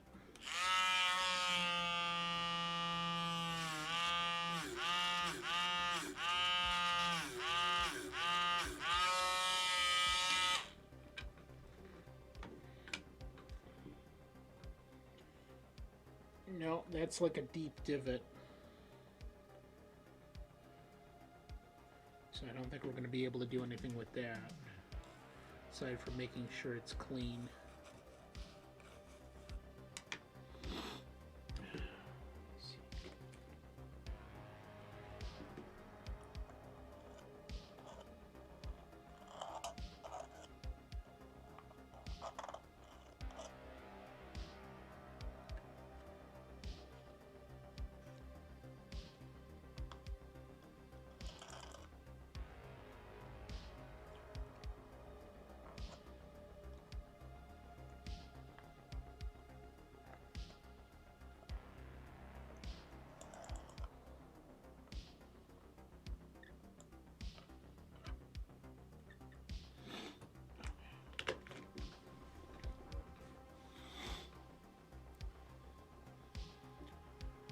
Yeah, yeah. Joel was telling me that he's done a lot of kind of research on that, and the problem is finding sometimes a good image of the label itself. If you can find a good image and you have a good printer and whatever else, the proper sticker paper, yeah, I'm sure it's not going to be that big of a deal, but and obviously for somebody that's a serious collector, they're not gonna want a reproduction. They're gonna want the actual thing. So now I'm seeing with the shine of the light a little bit of buildup on the label itself. For that, I'm going to use my static-free microcloth here, and we'll just gently rub the label itself and see if we can get some of that off.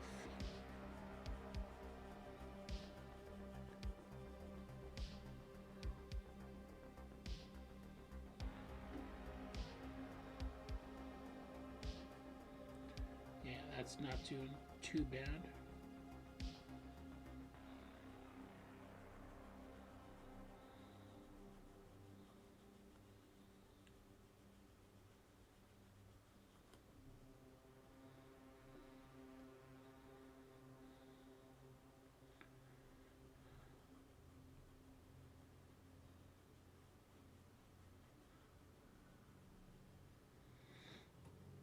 Okay.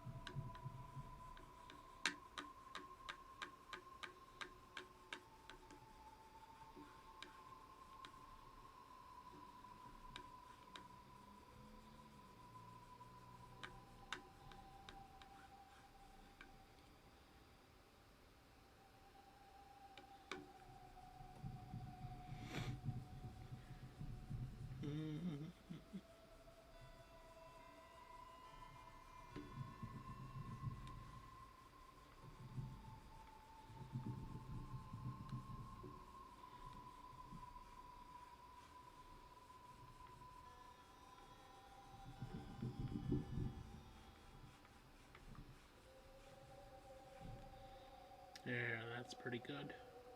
There's still a little bit of buildup on it that I can see, but not much.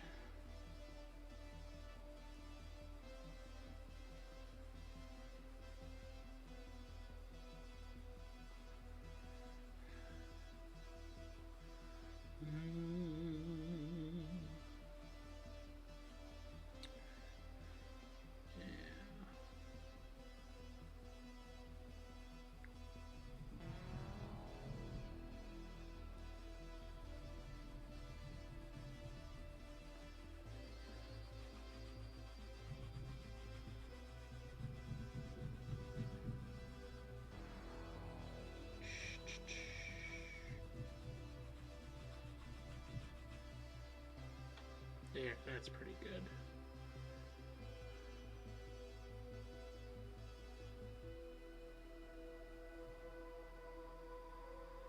Okay.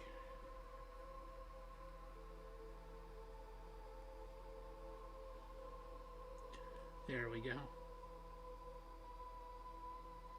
It's not too bad. Not perfect, but then again, I never really took care of the cartridges the way I should, so. Okay, so I'll set that aside. Let's do this back one. Now, I've seen this. The label that's there is not necessarily as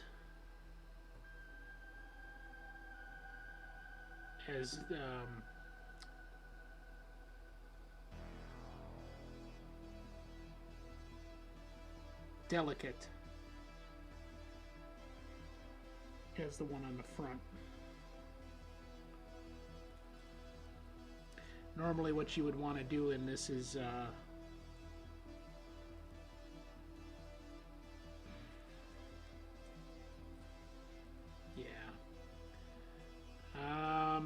I'm deciding what I want to do with that. Normally you would use a heat source, a little bit of a hair dryer or something like that to heat up the glue on this, although this label is pretty damn ancient from the exchange. Let me see if I can get some of it off here without damaging the label underneath.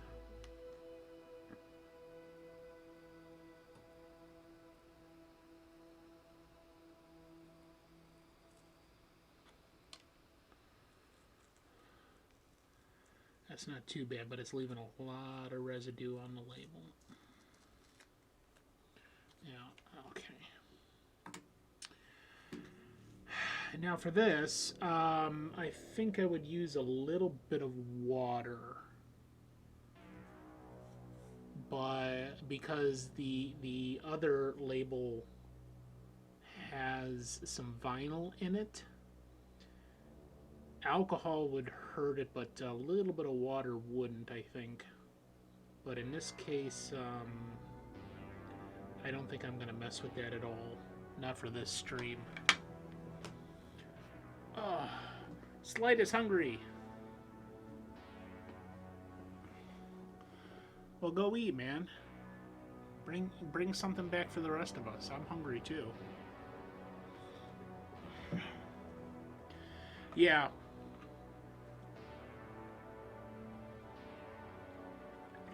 Yeah, I have no idea why they do that. Dumbass employees of probably GameStop, probably Cage did it.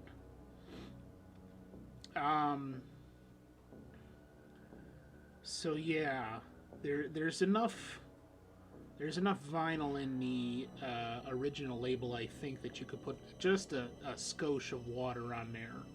But really, you want to do some heat before anything else, and try to loosen up the glue. If the sticker's really old, like this one was, I don't know that would make a difference, the heat.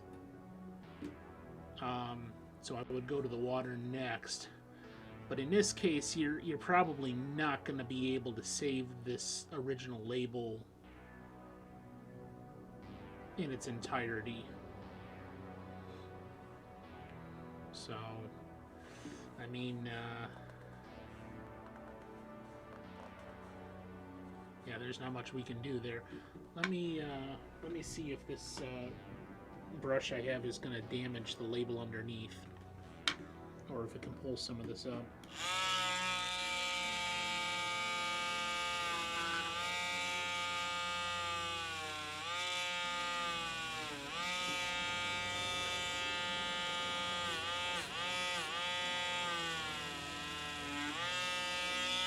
Yeah, that's damaging the original label, so don't know what to tell you with that. Again, they probably have to print out a new one if you want it to look original, which means you'd also have to try to either find an image of that or create one, which who knows. But that's the key, is if you catch it early enough, like this one, this was probably, a sticker that the Exchange put on, I don't know, 15 years ago, 10 years ago, and the glue had just, solidified into crap.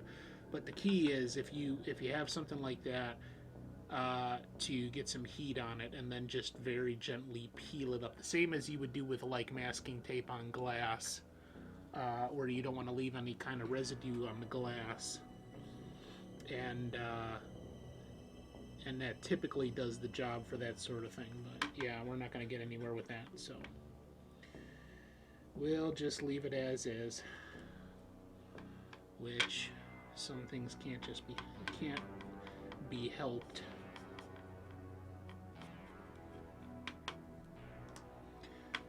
I'll do around it.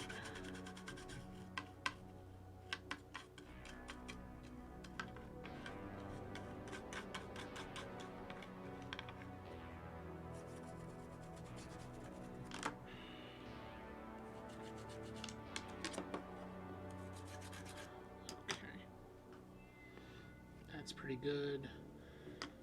In this crevasse where the contacts are and where the most buildup is going to be on these.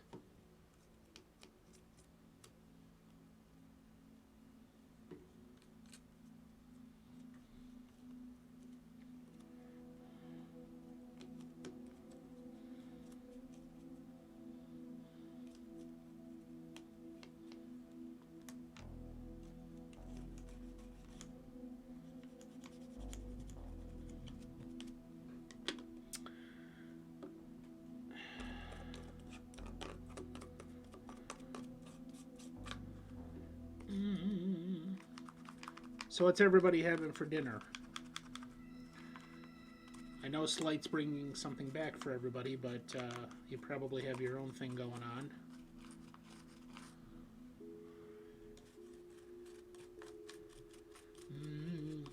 I have waiting at home wraps, keto wraps with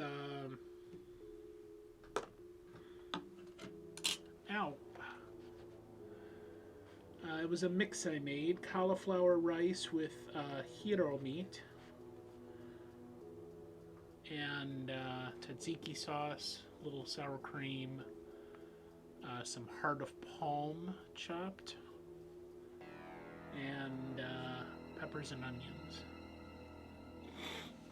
I was just eating kind of like fajitas. So I got some of those meals left at home. All right.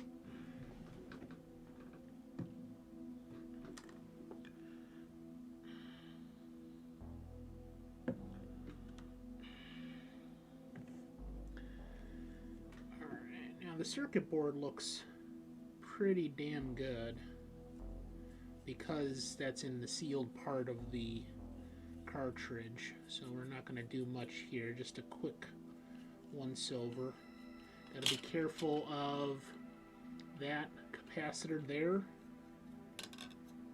because that is just held in place by the two leads that go down into the circuit board, so that could easily be damaged.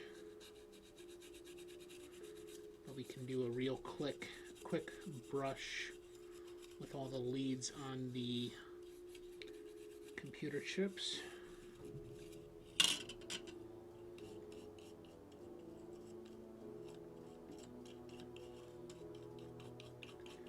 And the same thing, we want to get a Q-tip in there to pull up any residue off of the circuit board that's mostly left by any dirt or grime.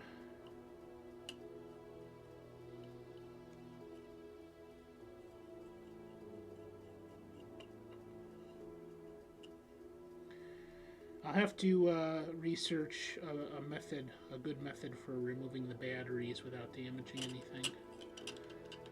What the best method for that is, I did not look into that in particular. New one.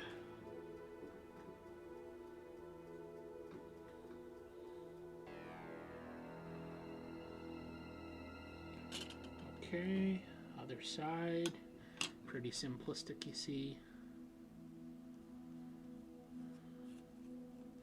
There's nothing really we can damage on this side here.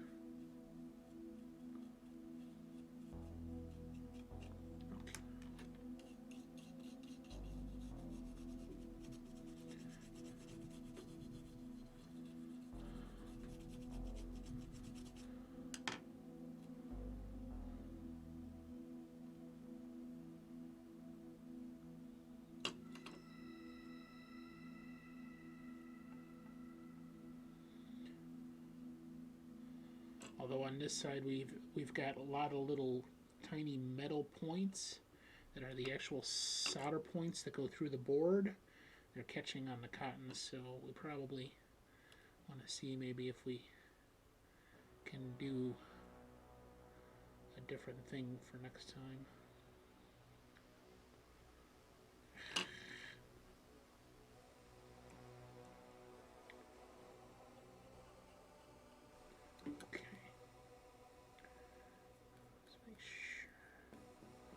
seeing some shine where I don't want to see shine.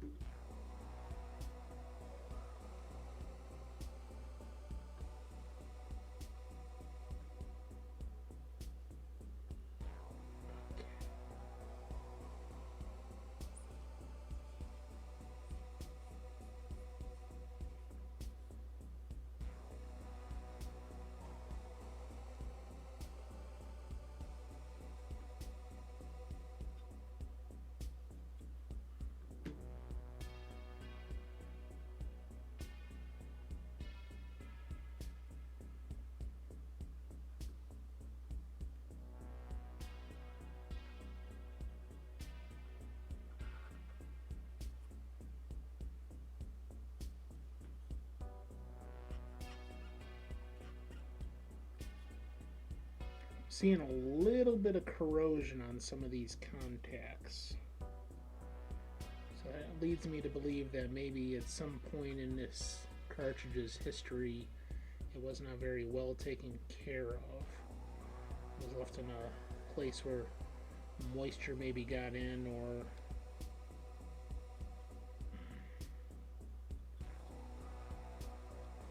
there we go. That's a little better.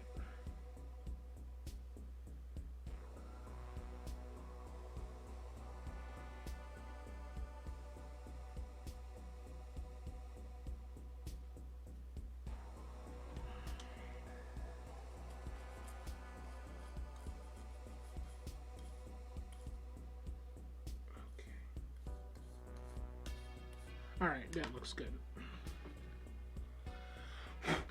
Tacos and Mountain Dew. Breakfast of Champions. And yes, hashtag blame Cage.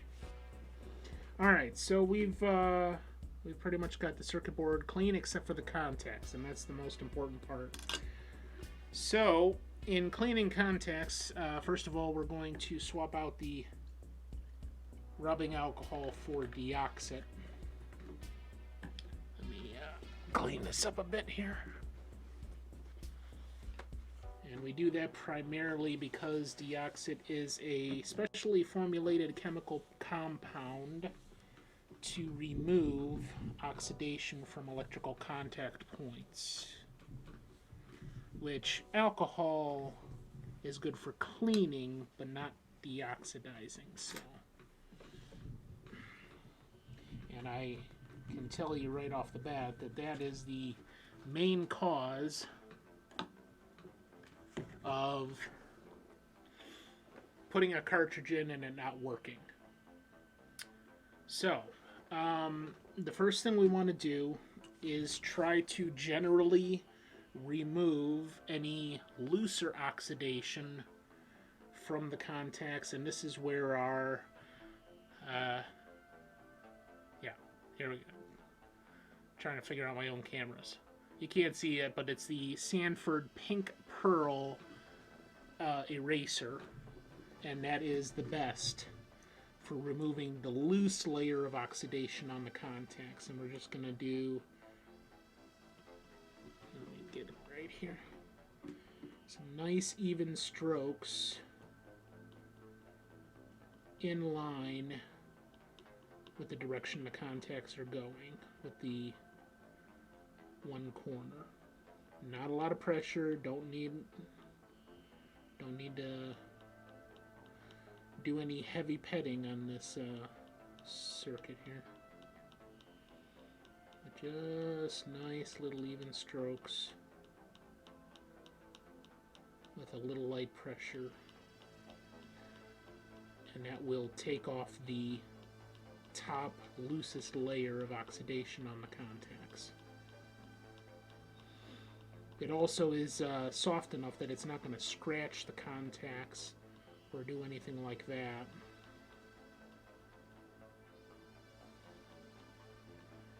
That could cause problem with continuity or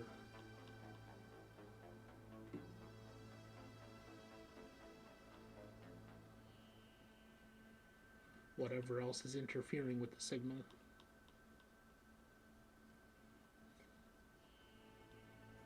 Okay.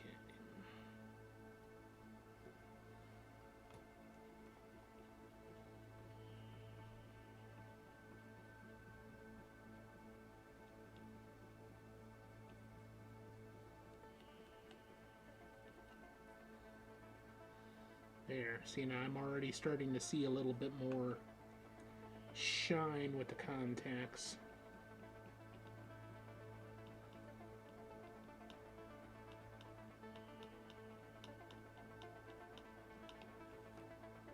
There we go, that's pretty good. There's a little bit of buildup that I can see that's not necessarily corrosion. It could be dirt and grime. The eraser will also do good with that, kind of like bind to any dirt that's present and pull it away. Okay, I got a little more buildup here. Let me see.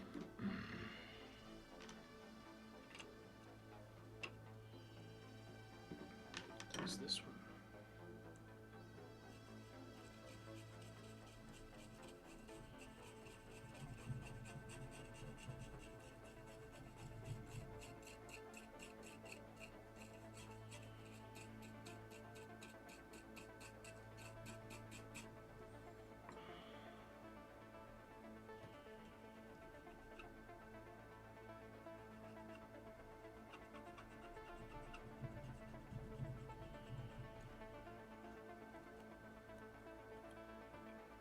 There, that's better.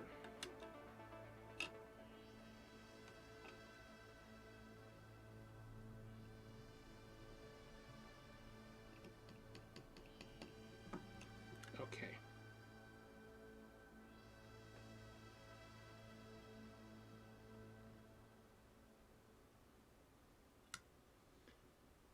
Now I'm seeing a little bit of damage on this third contact in, where the metal itself has broken down. That's not necessarily a problem per se, but it could cause problems.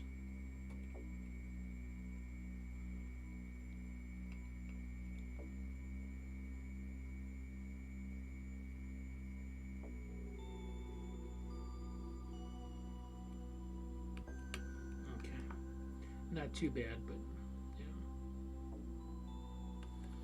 Alright, let's do the other side the same way.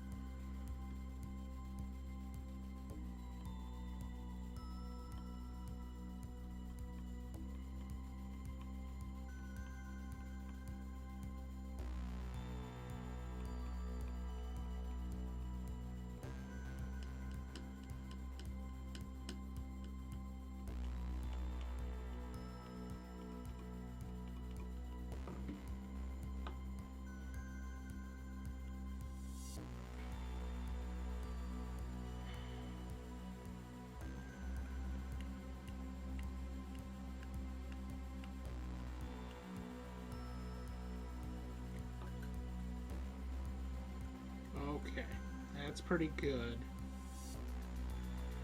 Now, we'll get out our deoxidant. A little bit goes a long way. Yeah, you can already see it. So for the deoxit, we're still going to use the toothbrush. But I'm going to use this half one that I made. You can see I just hacked off the bottom half, so I've got a smaller area to work with. Now the deoxit, we literally just want the tiniest amount on here.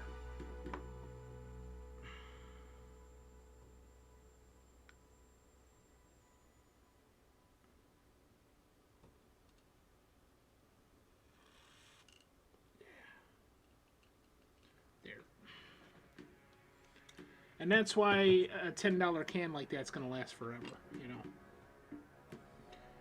Same thing, in line. Now with the contacts.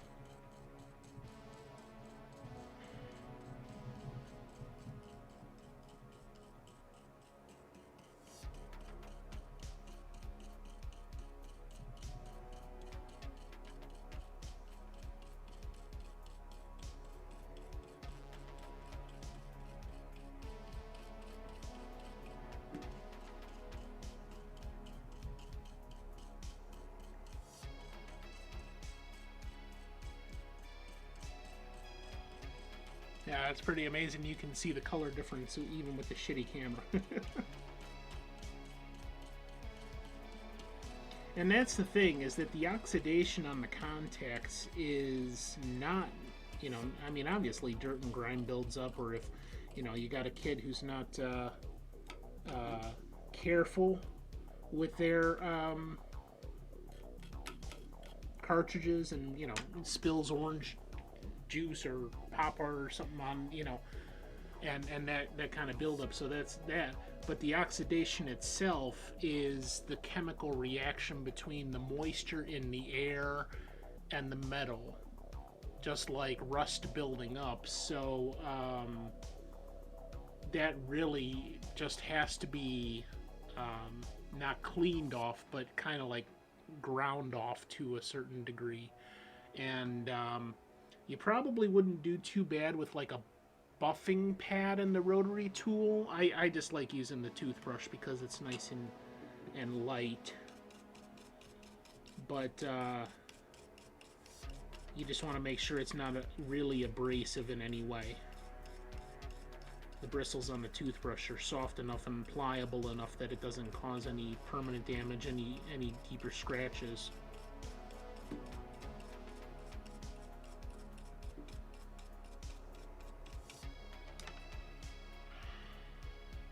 Okay, so we got the majority of it, and I still got some buildup on this side. Let me see if I can do something here.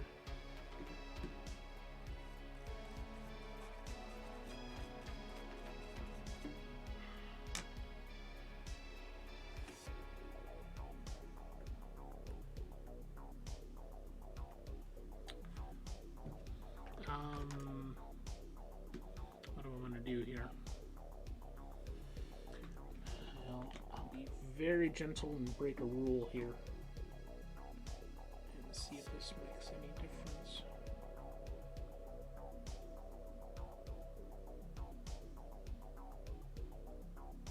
There we go, that's better. I had some buildup that just didn't want to come off of the top of some of these contacts here.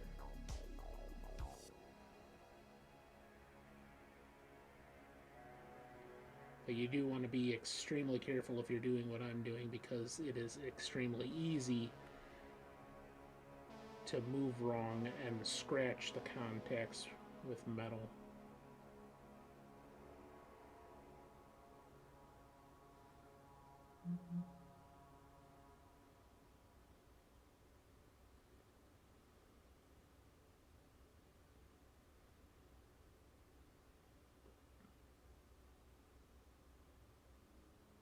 Okay, that's good. Alright, we got that side. And that's pretty good. Let's buff it out a little bit with our cloth.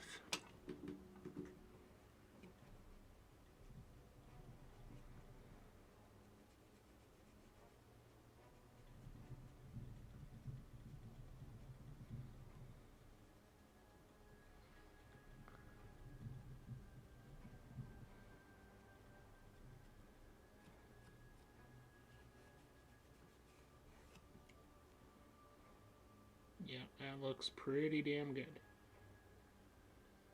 Okay, other side.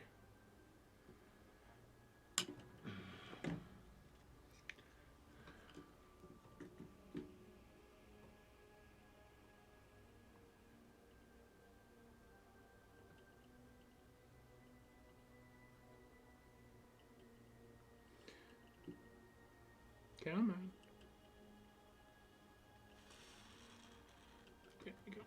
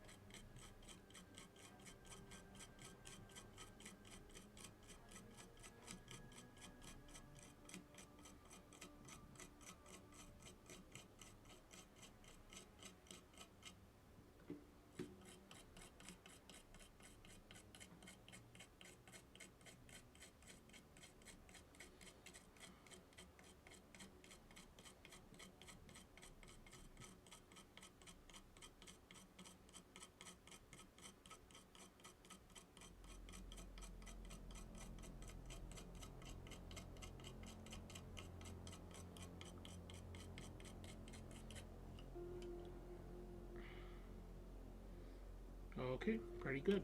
All right. And buff this side out.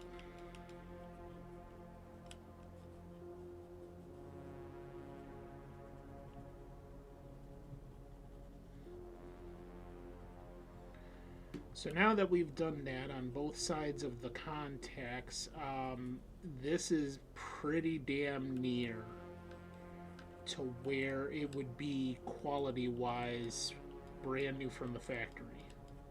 Aside from we didn't replace the battery, and those batteries are not expensive either. They're usually like a 2-pack for $5 or $6, but they're all different too. You just got to match up the numbers. There we go. Okay. And the last thing I'm going to do here with this circuit board is I'm going to use deoxit on the rest of the circuit board just in case there's oxidation on any of the other contact points. All of these hundreds of little solder points that can also get oxidation, and maybe not be quite as good over time in the transmission of the electricity. So basically all of that, and the deoxit will also be a sort of a protective layer, the same kind of way you would put grease or wax over something to protect its surface. Use a little bit more for that, but not much. In fact, we're going to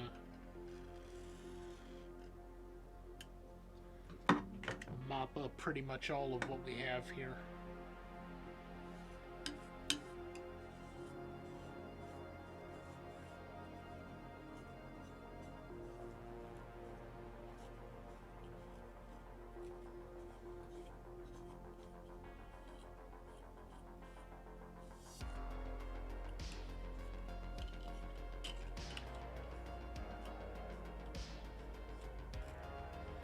And that protective layer that the deoxit provides is not going to last for a long time, but long enough that it should make a difference with putting the cartridge in and getting it to work every time. And we're going to talk about the other half of that, which is the chipset in the console,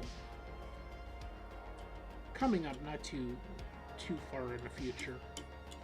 But as Optimus Crime pointed out, you do have to do the chipset in the console as well, because any corrosion, any oxidation that's on the contacts and on the chipset in the console is just going to transfer to your brand new cartridge that you just refurbished, which is actually going to happen today because this is the only cartridge I brought with me. But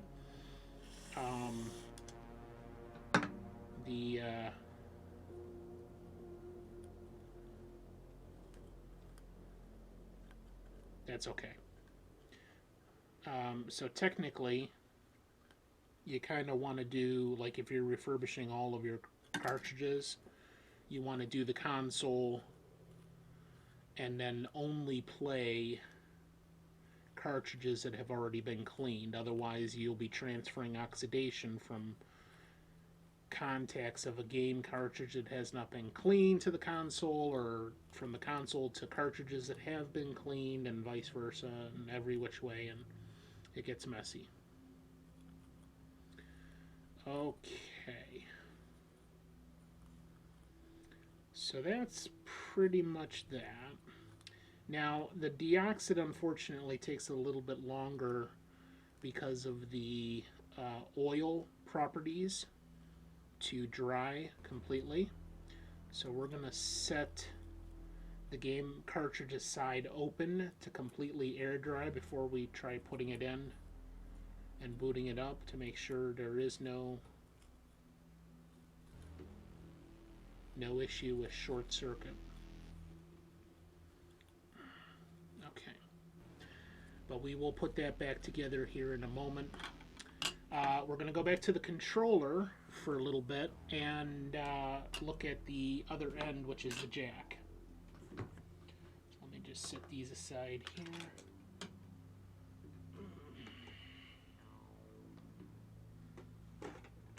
Okay. Oh. Got too much shit everywhere here. Okay.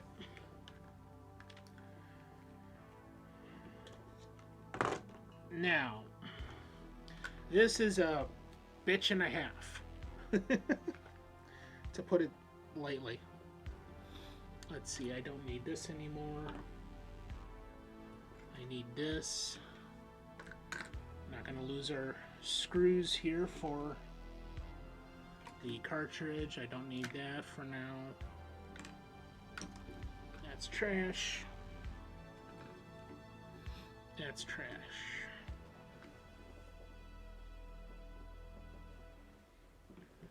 Okay. So for this, first of all, Nintendo, this is a proprietary jack. No other console but a Nintendo console can use that without permission, but they don't technically enforce it either. So it's kind of a moot point, but this is a proprietary jack that Nintendo came up with. You see holes here, here, there, and there. Now they are all four clips that have to be pressed in order to release the two parts of the jack to come apart. One of these, and I don't remember which one, is an entire platform, so the two buttons are kind of attached, and the other is two separate clips. So because we don't know which is which, that would make it slightly easier. We're just gonna go for broke and try to press all four at the same time. Now you gotta be careful when you wedge like that, because this plastic here and here, when it's weakened, will discolor. And you just got to be real careful how you do something like this because of the way it's designed. They never designed this to come apart. And the only reason I'm doing this is because I wanted to clean the contacts inside. So for this, we're going to use improperly some of our precision screw sets here. And let me see if I can do this right. I did it once before. We're gonna put pressure on either side here. So my thumb and my middle finger are pressing firmly the sides of the jack. I'm using my index finger on this portion of it here in order to literally pull once I have that portion of it out. So we got the clip down.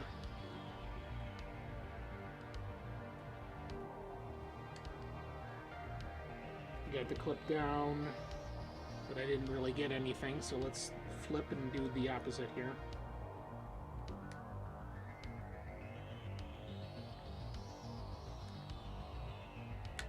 Oh, lost our shim.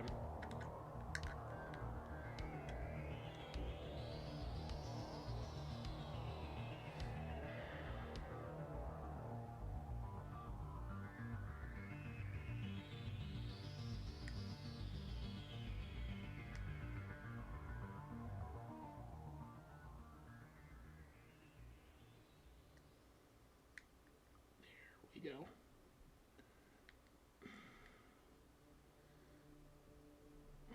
Nope, not enough give.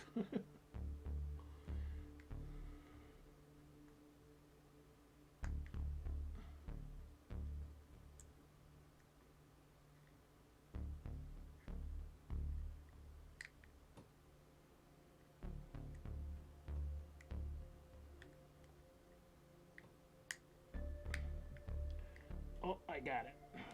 Kinda. Maybe. Nope.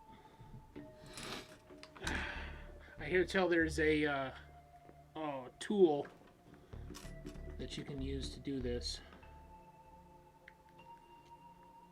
Let's try this side, see if that makes any difference. And let's switch this up a bit.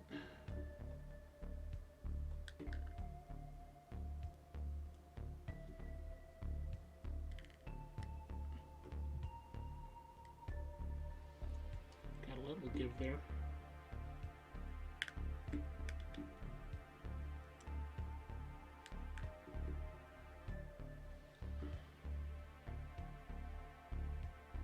There we go. There we go. Okay.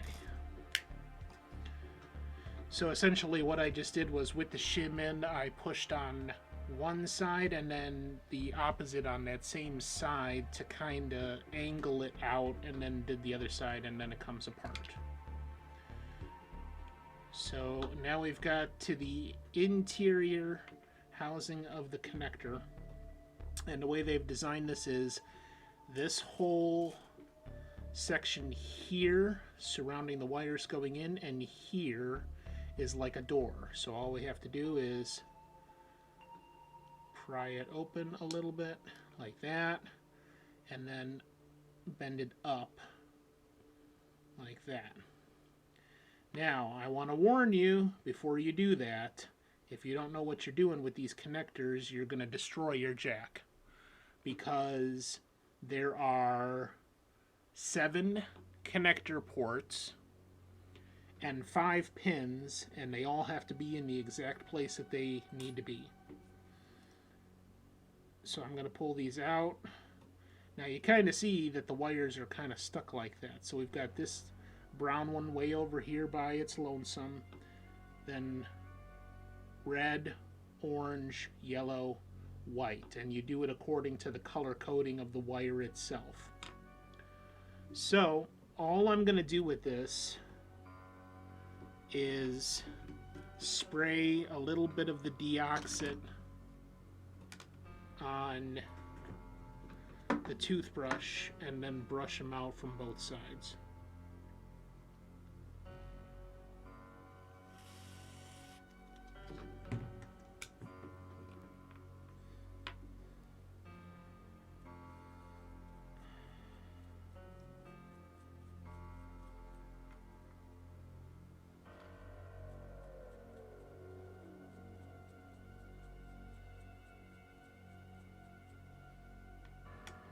Okay.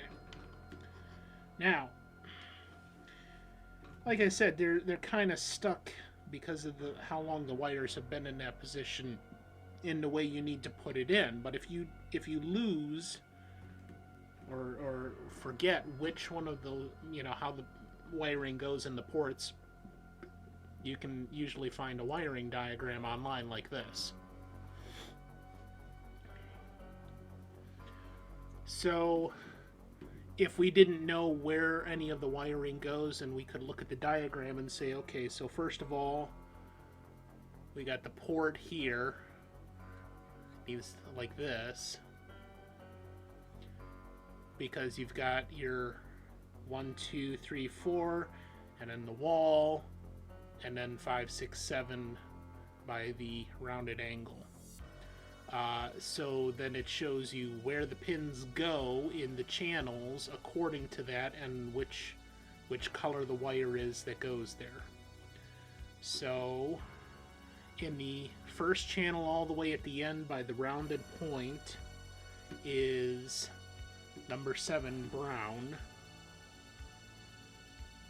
So let me go ahead and let me move this here. Hold on. Oh, not that. Not that. Go back. Thank you. This. I want to move that over here temporarily. Or let's make it smaller. Like that, so you can see what's what. There we go. So I've got my brown wire. Hold on, we got some commercials here. There we go.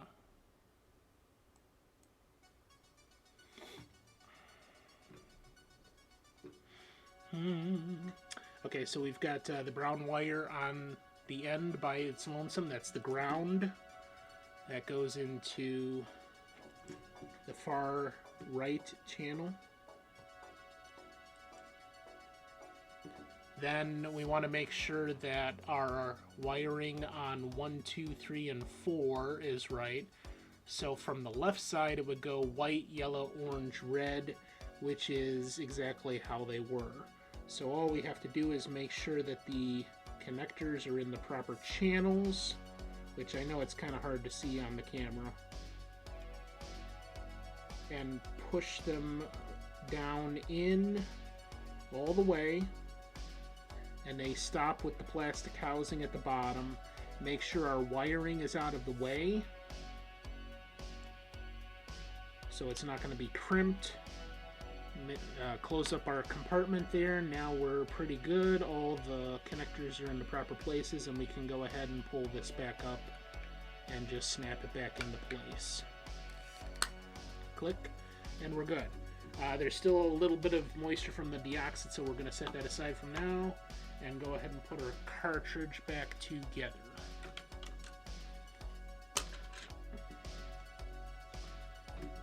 Now, I don't know if you can see that, but no, hold on. Let's get rid of our wiring diagram. There we go. Let's see if I can get some shine on those contacts for you. There we go.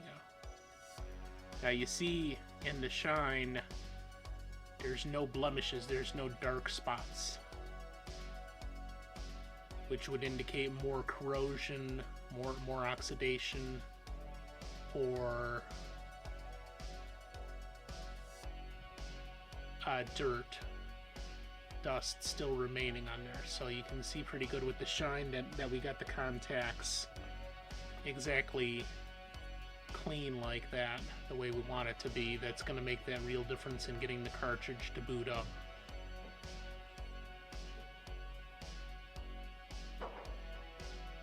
Yeah, see?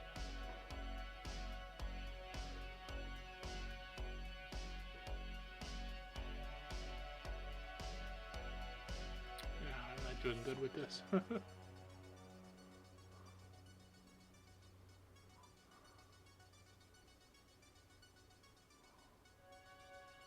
There it is. Yeah. See, we're not seeing any dark spots on the video. I'm not seeing them when I look at the contacts directly with the shine off of the light. So we know the contacts are as clean as they're probably going to get with the equipment we have on. Again, you could take a very, very soft buffer to the contacts that's, is not going to scratch it like a a microfiber buffer and put it on the attachment, the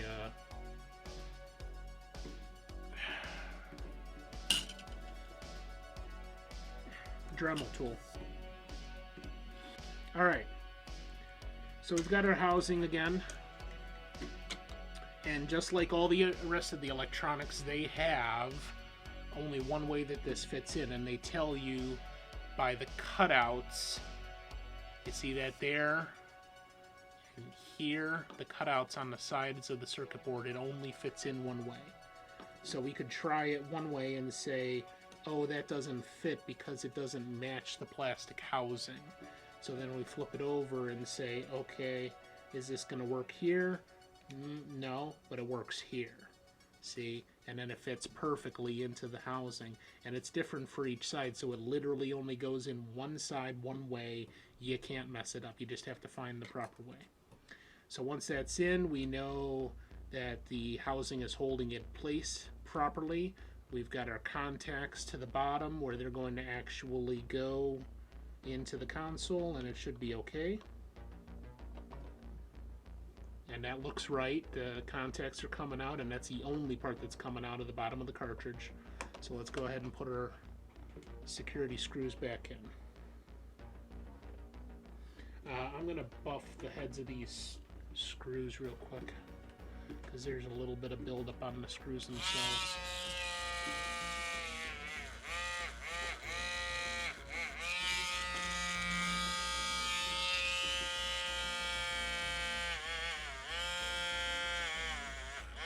Yep, there we go.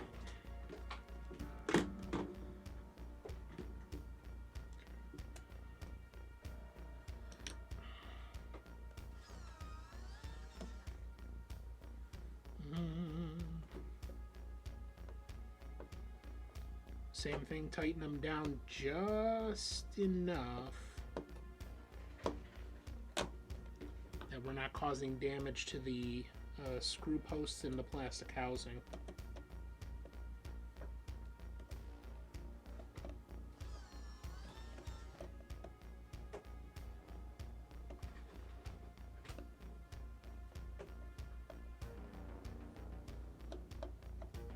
You could also replace these security screws with something not security. So, there we go. Alright, let's go ahead and get this ready to fire up, and let's see if we corrected all the issues, and also see if it fires up right off the bat without any problems. Use compressed air just to make sure there's no dust or anything on the contacts of the console, but again, if there's oxidation, and I guarantee you there is on the contacts inside the chipset of the console, that's going to interfere potentially with it. But we'll see what it does. So there we go. And this should be dry enough now that we can put this right in. There we go. And let's see if we can blow it up.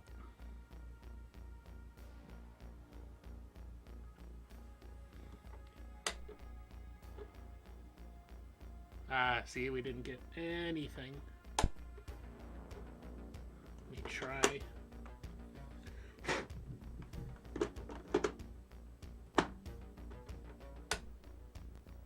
There we go. Second try, not too bad. And does our serpent work? It does. So we have successfully cleaned the thing here. Hold on, let me get this. You shut up. Tiny, quiet. There we go. Alright, let's play some games, shall we? What shall we play? I don't think I've ever played Super Mario 2 at all. I'm gonna get a little more. There we go. No, that's not true. I have played Super Mario 2 long time ago.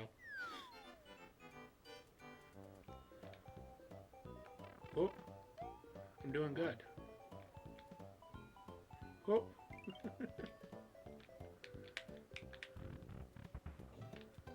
There we go. Not probably enough to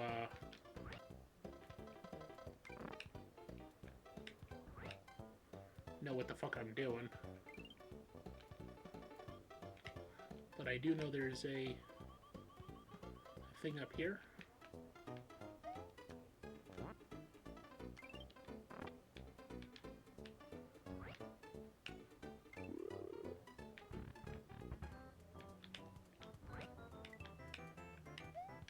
Oh! I already fucked it up.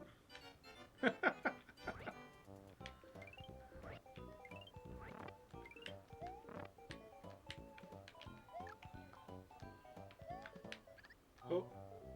Do do do do do.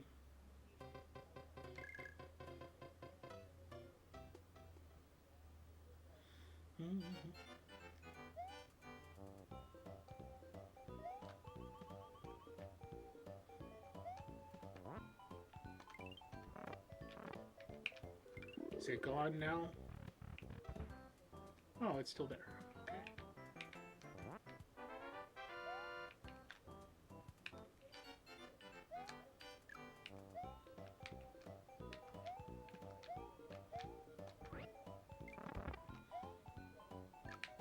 Die, you bastards!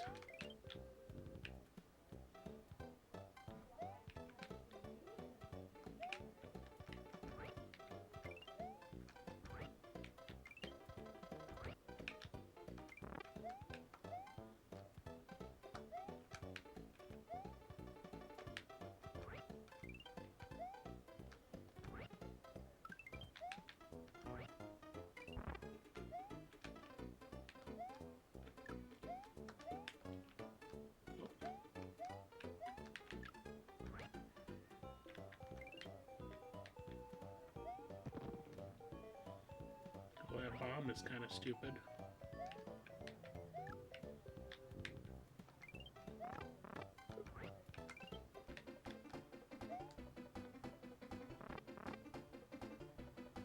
Whee! Aw, man, they respawned. Oh.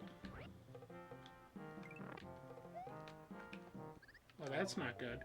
Huh.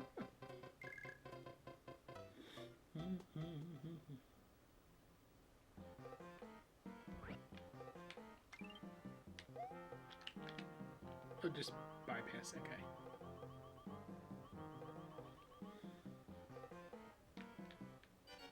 Oh, there's a guy there. Who'd have thunk it?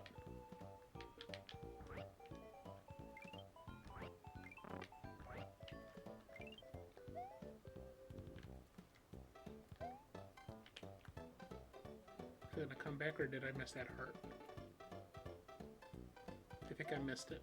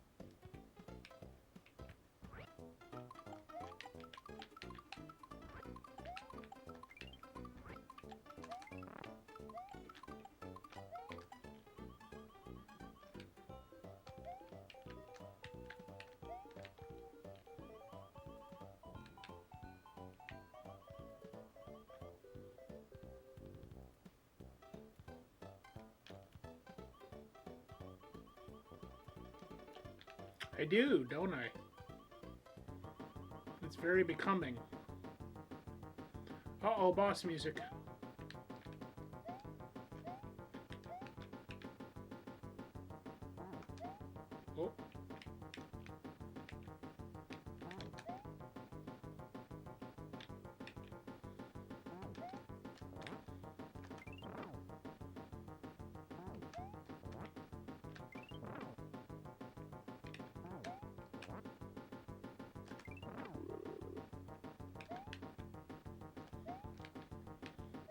like the heart anyway.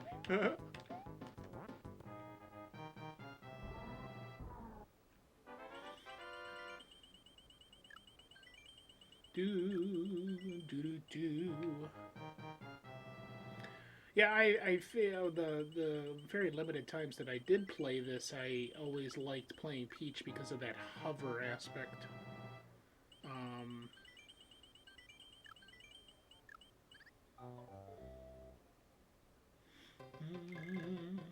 And I'm sure there's probably areas where one player is a little bit better than another.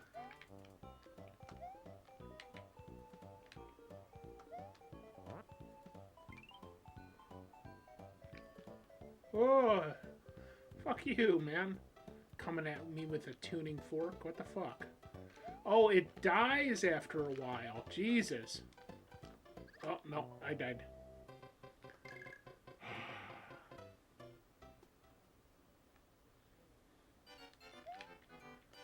So essentially, you just have to,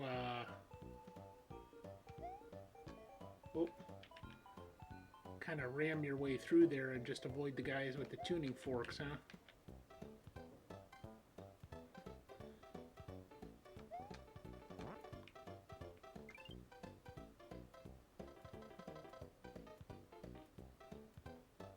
Ah.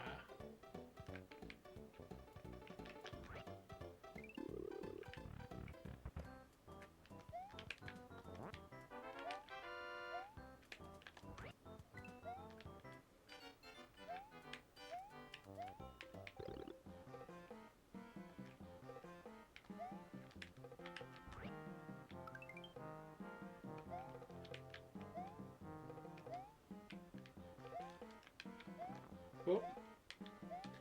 I was just trying to see what... Yeah, you just throw it and it comes back, so you can't, like, kill it.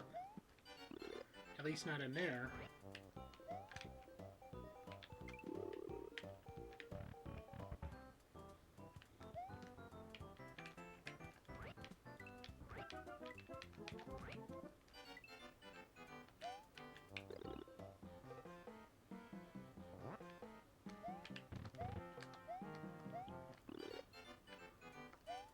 Oh yeah, I seem to recall this part here. There we go. With the sun that kind of chases you until you... Really?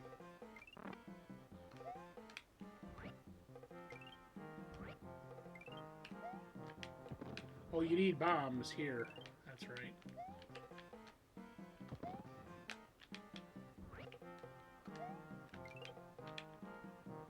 Oh.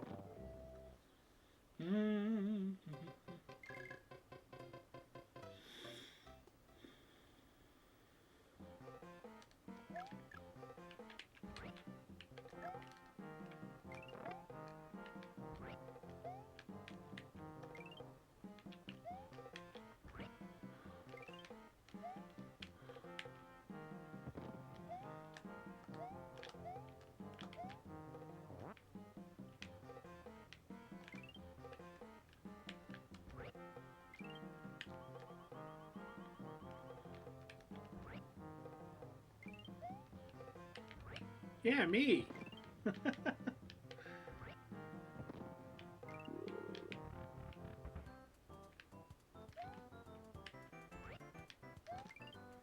I thought there's supposed to be coins in this thing. That sucks.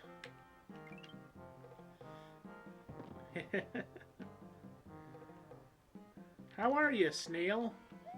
I haven't seen you in 84 years.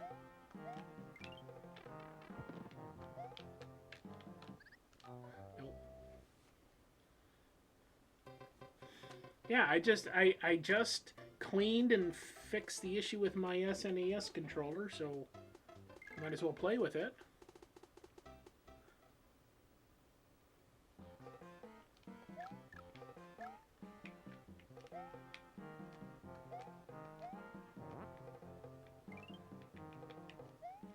All right, so let's take a bomb with us here. And another one to take this out. Then let's take this guy out.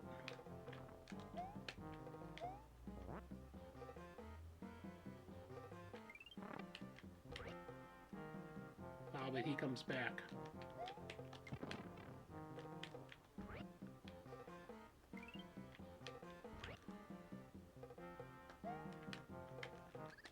Nope. Let's try that again. See if we can do a better...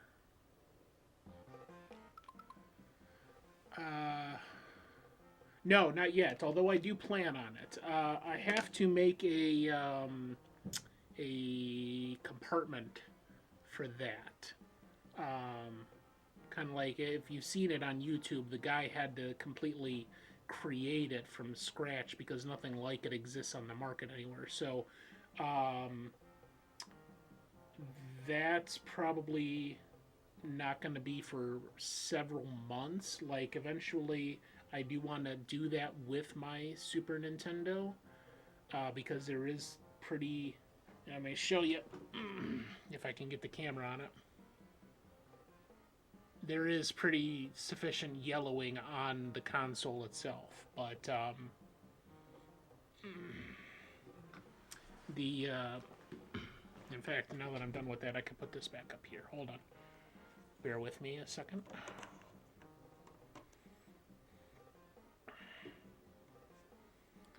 There we go.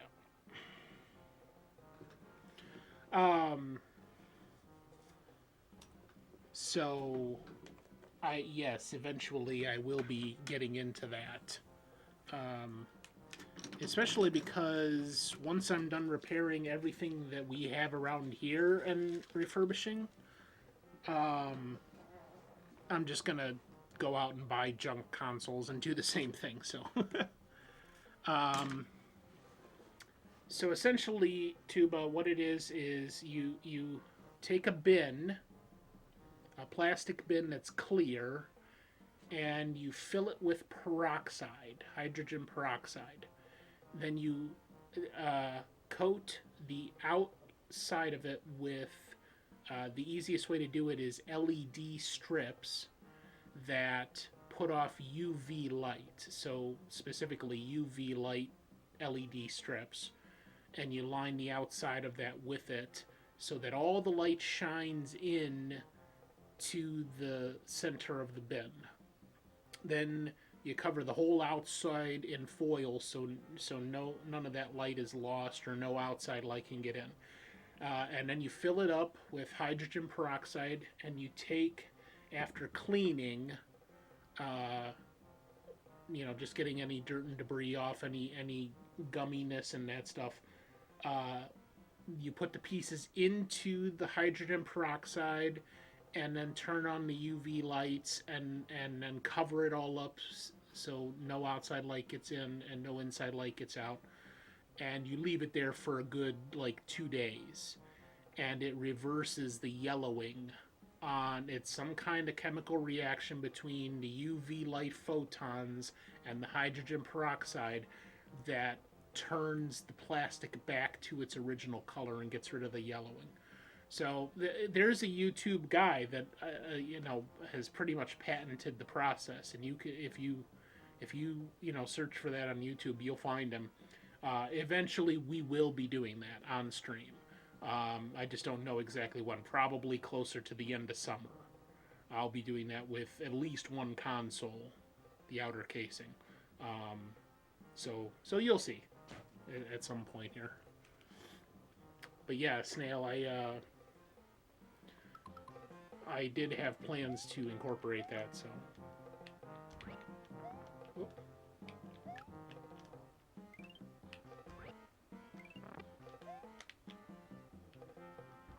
Alright, let's see if I can do this right this time.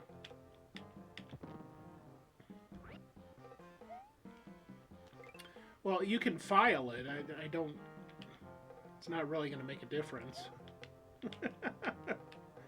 File away, my man. Oops, I didn't want to do that.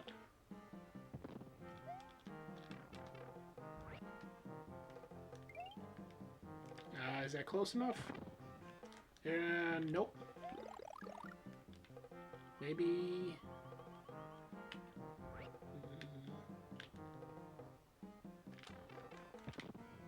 God damn it.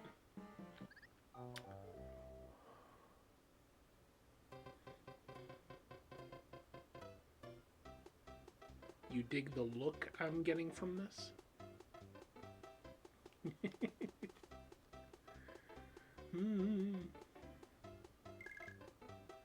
Let's see if I can get past this part.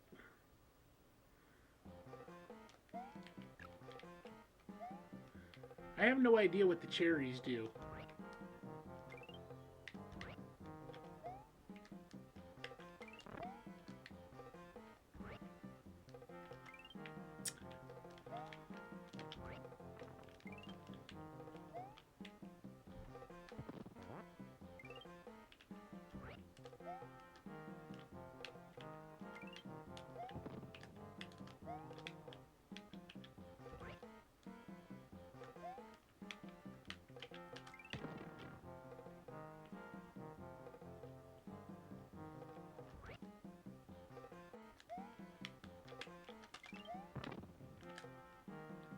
Can I get through there? No. Alright, let's try this way, because I think there's a couple of bombs up here. I know this one is.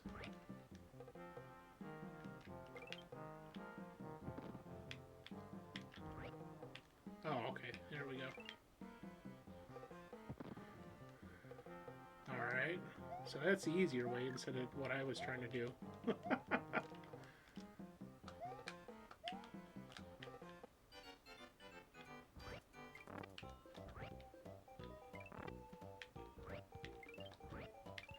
I think one of these is the potion bottle. Maybe? Nope.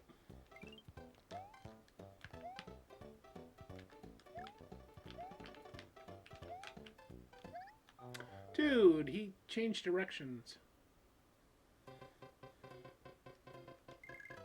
Me a gamer? Nah, fuck that. Let's...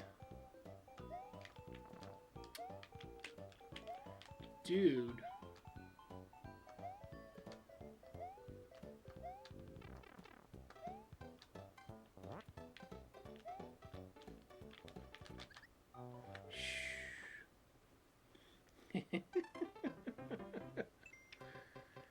Well, half a gamer maybe. Oh, it started me back at the beginning. Fuck that. Or, no, we're gonna try something else here. Never did play Lost Levels until, because I never knew what the fuck it was. So we'll do some of that at least.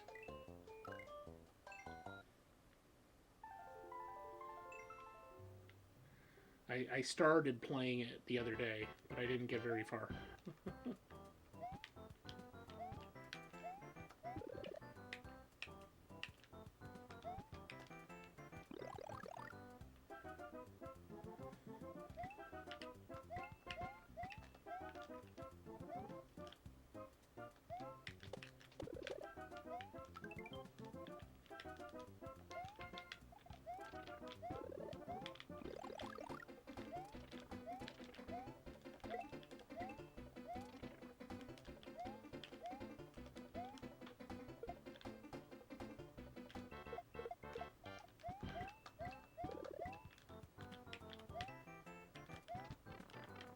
Oh.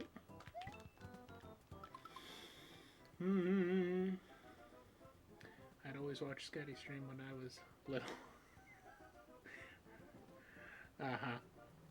Okay. And when you were little, so like, how old was I? I had to be, let's see, I had to be at least 23 and you had to be, 6. Because you're 17 years younger than me, right? Oh, boy. You were saying it when you were 1 year old. And now, see, what do you need gamer skills if you're speaking like that at 1 year old? I want a game like this king one day. Yeah, king my ass. Timer strangely on the internet. Yep. Who are we to know the confounding measurements of time? Oh, I missed it.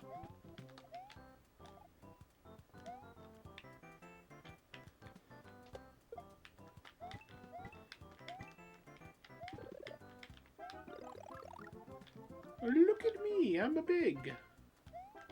Is that a pipe? No. Pipe I can go down. Dude, that guy almost bit my ass. Okay.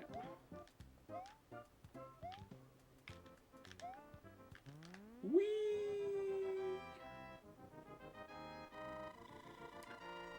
Do.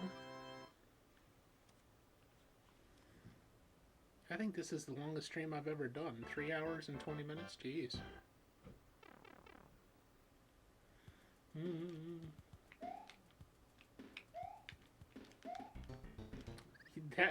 Big hops. Big hops. Big is not a swear word. Do it like this. Big hops.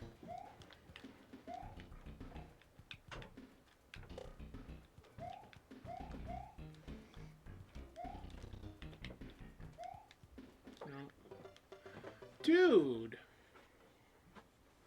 that wasn't right. I've been had. Who the fuck is the hobo in the back?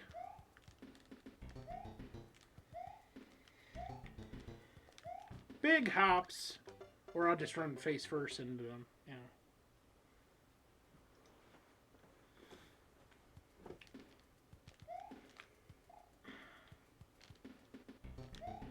You gonna get your dick out and start stroking it back there for everybody? Yeah.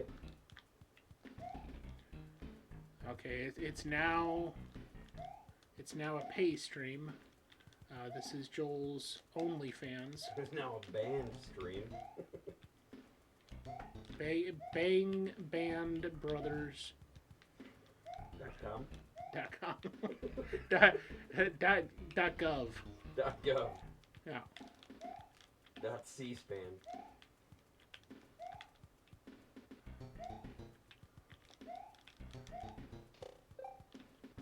Ooh. Yeah, what's for dinner, Joel? What did you make me? Cigarettes and whiskey. Breakfast of champions.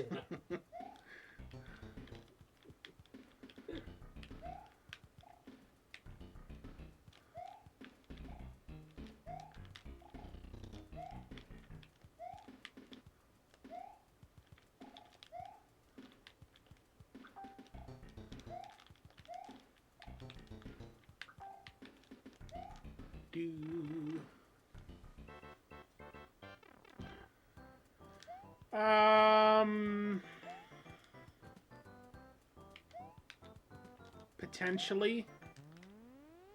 I don't know, what day is that? Let's see.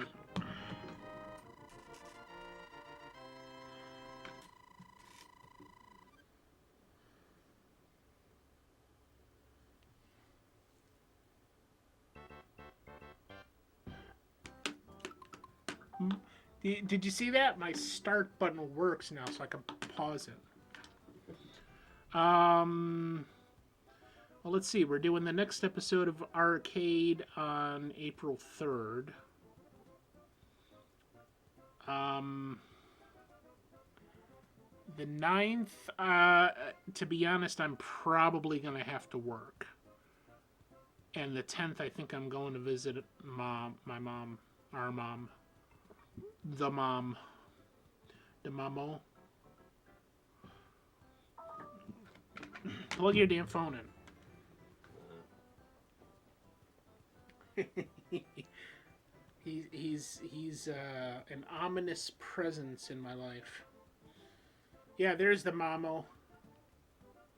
She's our sponsor this month because Cage didn't talked to me about his sponsorship yet. What a loser. He's gonna sponsor my OnlyFans. Yeah. Cage is the new sponsor of Joel's OnlyFans. It's literally a porn site about rotary fans, you know, the ones that go shh, shh, you know. Used to be air conditioners. He's too busy doing nothing at work, man. Border travel restriction. Tuba, you did literally just, you know, do what the Mexicans do, dig a tunnel. You know, there's ways to get across that Canadian border that, you know, don't require legalities. Yeah, I feel like Mexico, they got an easier time getting over here than Canadians do lately. Well, that's because the U.S. government doesn't give a shit about the southern border. Drug dealers and rapists and... No, it's because the Canadian government is on some bullshit. Yeah, that's true. That's true. I mean, it has nobody, not to get too political here, but has nobody considered the fact that it's not only Mexicans or Latin Americans coming across the southern border? What's to prevent, let's say, a Russian who is working for Putin and is coming over here to just sneak across the southern border and fuck, who cares, you know? It's like nobody thinks about any goddamn thing anymore. Oh, big hops. No, I don't want you anywhere near me. You stay down there in the butthole of Ohio. It's actually kind of the bladder of Ohio. The bladder with a urinary tract infection. I think so.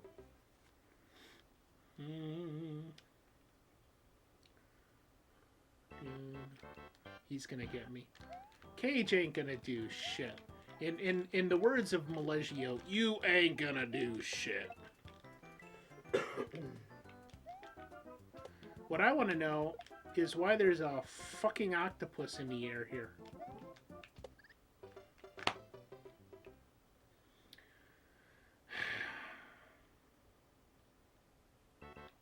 Yeah, exactly. Did you ever hear the Drew Carey version of Cleveland Rocks? Anybody that's seen the Drew Carey show would have. Oh, maybe. I don't know if they used it on the show or not.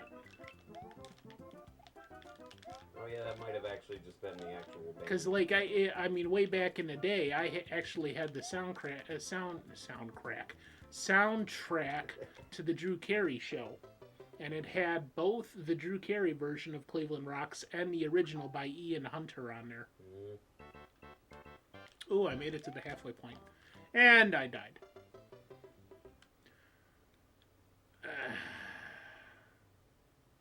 Yeah, I've never played Lost Levels at all, so this is all brand new to me.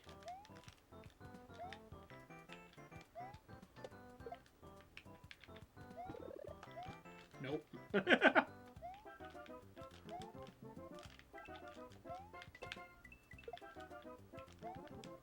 Like, I mean, at some point you kind of get used to it, you know. I played enough Super Mario Brothers that there's still a lot of muscle memory that comes back to me. But this is all brand new. Did you guys get into that at all yet, V and Cage, or are you still on Super Mario 1 in your playthrough? You're eventually going to do 2 and 3, right? But did you do any of the Lost Levels? Save state. Hmm? She said, yeah, but I cheated. What? She said, yeah, but I cheated. You cheated?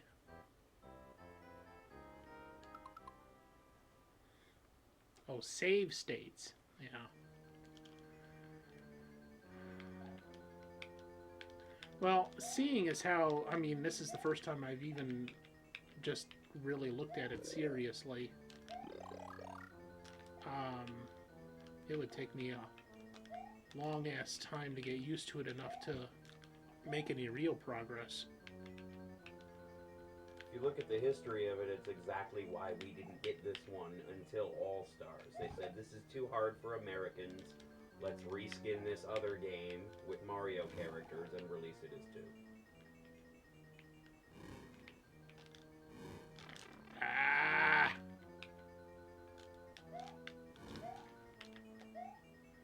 I would have made that if it wasn't for the fireball from the right. The or as Ben calls it, the Hadouken.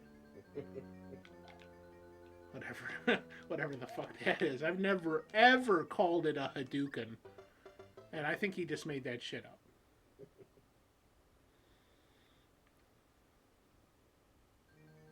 Oh, dude, I just read Tuba's line here. I've played but haven't completed.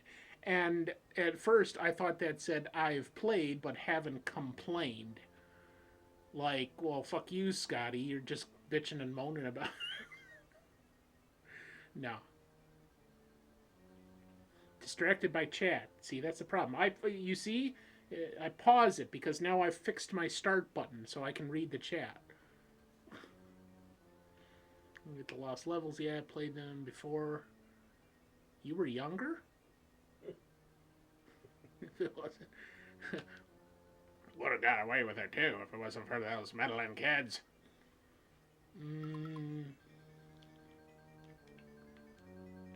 Now, V was never younger. Don't let her fool you. She was always older.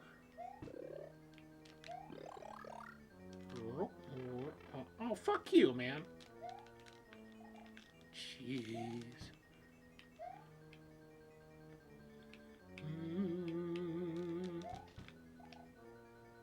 That guy's gonna come back to life. Ah. Hello.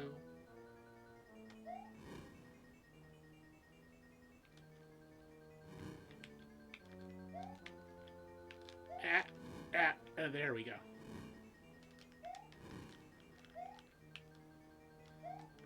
Dude, he actually built walls.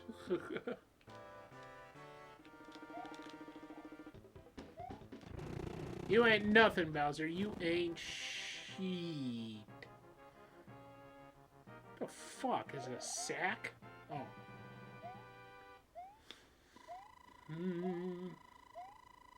Tuba's a dick.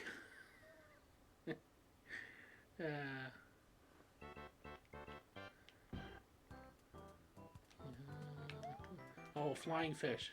$10. No? Flying turtle duck thingamabobbers.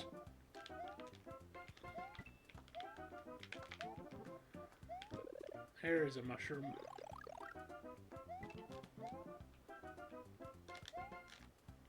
Okay. Ooh. Woo-hoo-hoo.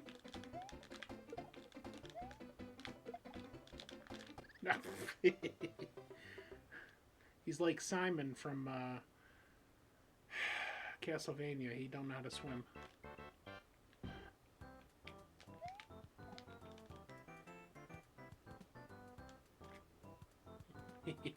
I thought I might be able to get away with that, so I gave it a try, and it worked.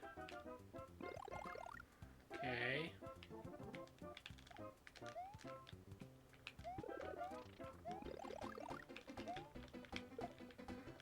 How much you want to bet there's, you can go down that pipe to the left?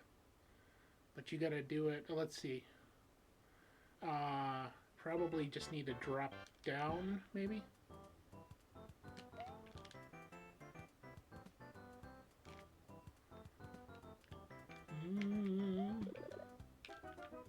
Yes, I am a jackass. Thank you very much.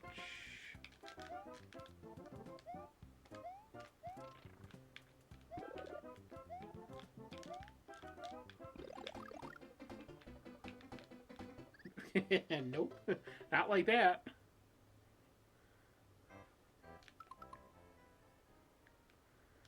Do. But hey, I finally got the sound effects working, and the redemptions are all good. And anytime I do a tech stream or a game playing stream, we'll definitely have that stuff active for y'all. Let's see here. There we go. Aha! I can go down there and fall directly into a hole.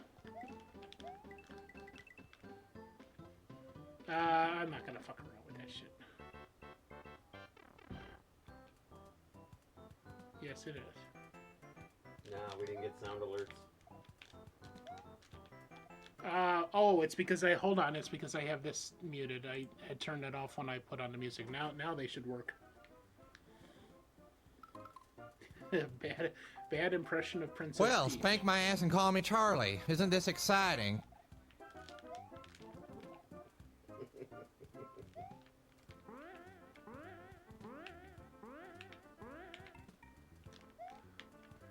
Hold on, let me die here, Cage.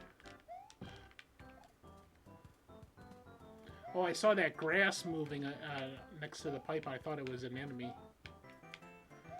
It is if you're the police, because grass don't move.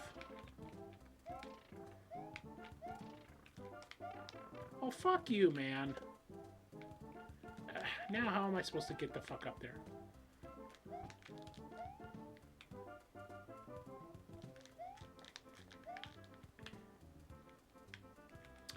Ah, fuck. And the poison mushrooms, that's... no. Just no. Oh, what the fuck was that? Look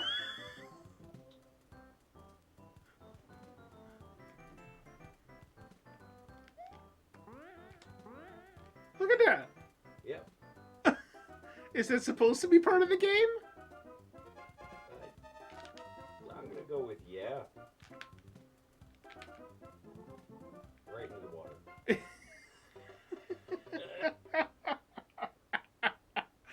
Holy shit, I've never seen that before. Oh my god. That's funny.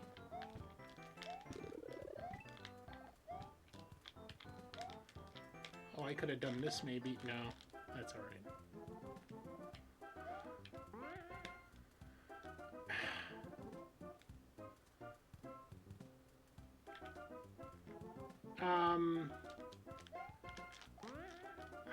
Hold on. Nope, almost.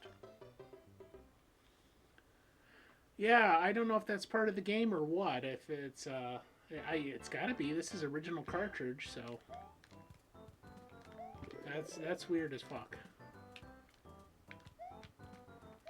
Let's do this, and we'll go up here and probably bypass all that shit. It's not letting me go up either. I wonder... oh. Well, that's weird.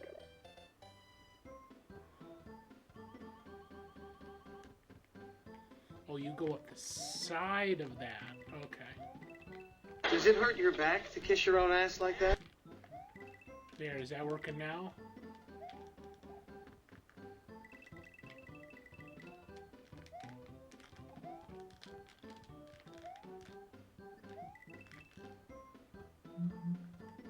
Oh, there's more stuff over to the right.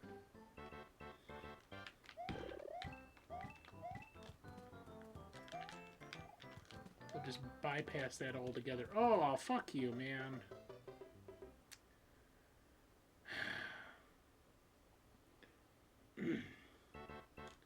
Okay, so bad impression of Princess Peach. Let's see here. Probably. Let's see. We gotta have like a softer, higher pitched voice, kind of like Joe from the game room. So let's see. Mario. Mario, why are you hanging out with Joel, the guy Star Road Game Cafe? I mean, I know he's got a big dick and everything, but Mario, you can't plumb that ass, please. I'm Princess Peach. You're supposed to be fucking me. Mario, yeah, fuck you, Mario. I'm going with Luigi. Yes, Joe is Princess... No, I thought Tuba was Princess Peach. Wow. Wasn't Tuba Princess Peach at some point in the Mad Libs or something like that? Tuba was a princess. Maybe he wasn't Princess Peach exactly. Okay, well, fuck that thing over there. Why is Mario fucking me? Yeah. I don't know. It is supposed to be a bad impression. Tuba's the real princess. He's the princess that we all need and love, and wish we could emulate. Yeah. Oh man, I can't get past this part. All right, let's try to do some original here. Although I hate doing it on this stupid SNES controller. And then we'll wrap it up here in a little bit and find somebody to raid. Oh, there it is. Isn't that the order that the games are in on the start screen is...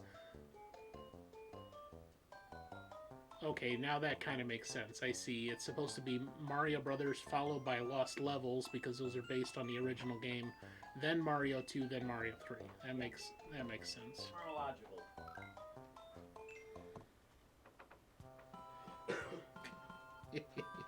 You see now, Tuba. The problem with that is that somebody is going to have that stupid shout-out clip playing thing on their channel, and it's just going to be me talking about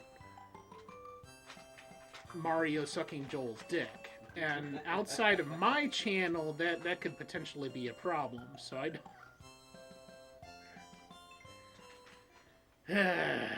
that's not a good clip. Okay, fine. Hey man, if they don't know me by now,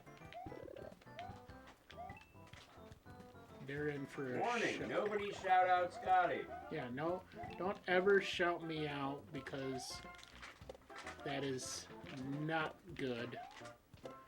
Lives will be lost. Let's see. There's... Yeah, I used to be able to get that and then go down the thing. But it's been a long time since I've had that skill.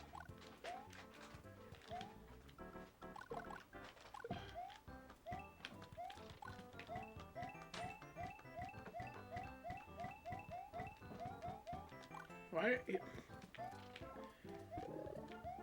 Dumbasses.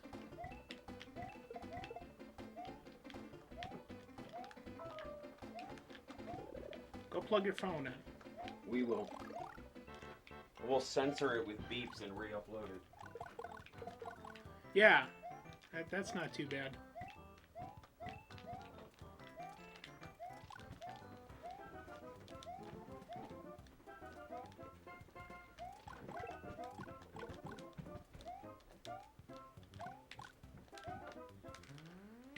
Do. You keep shouting me out on my own channel.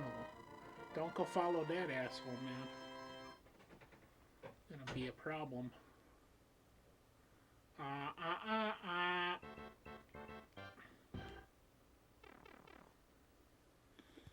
I mean, eventually I would probably, like, try to do a playthrough of Mario 1, 2, 3, and the Lost Levels all together, and in order, but I don't know. I don't think it's that important to me.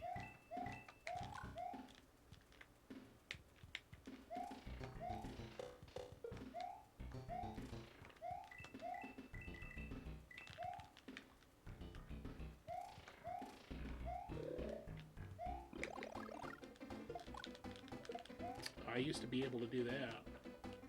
There we go.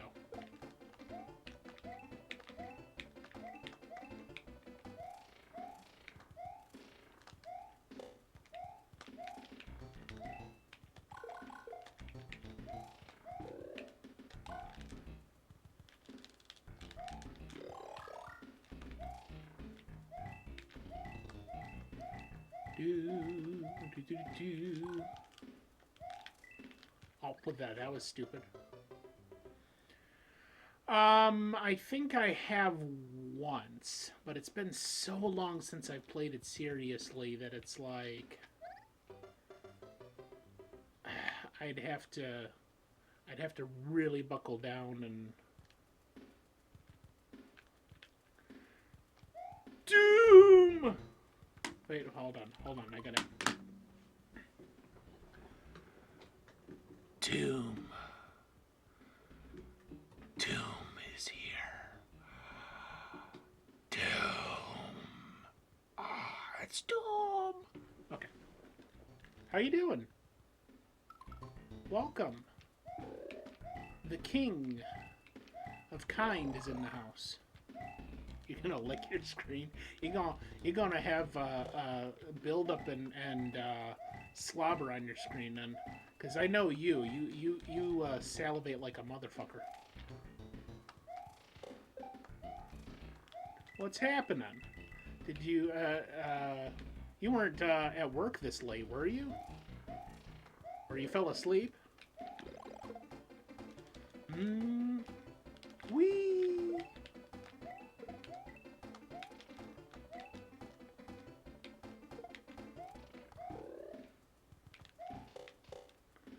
You fell asleep. Well, you missed the whole cleaning and everything, but we succeeded. I am now playing with my cleaned and very nice SNES controller, SNES if you have a nasal injury, and the cartridge booted up on the second try without cleaning the chipset in the console, so we're good with that. But yeah, we're having fun. I'm gonna wrap up here pretty soon though, because I'm starting to get tired, and I wasn't actually gonna play games too long. I just wanted to have that up here so that we could test after everything was said and done. But you know, go back and check out the VOD, and you can see the process. It's kind of you know what that video was is a very good stream to have on in the background.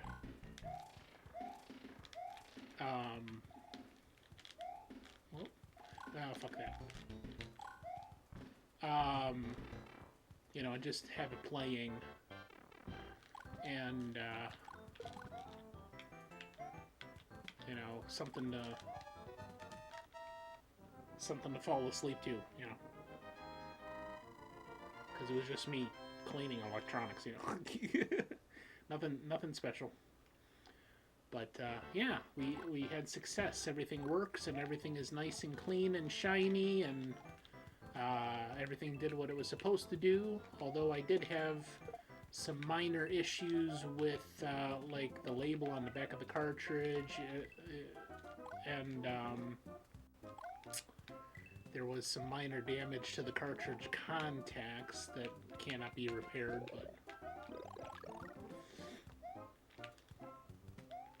not too bad. Whee! Big hops! Hops! Big hops!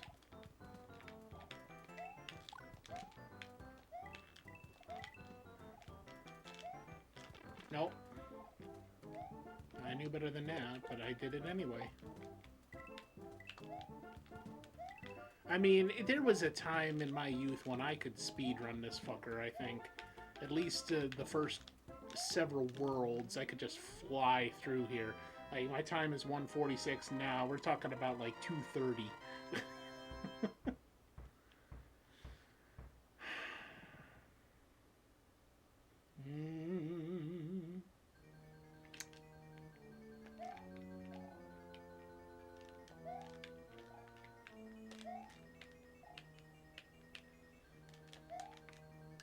Oh, too soon.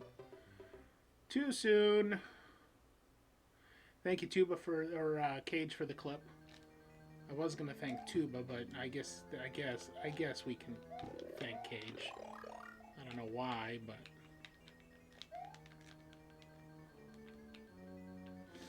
I'm not half bad. Like, I mean, you know, for the amount of zero time that I spend on them, but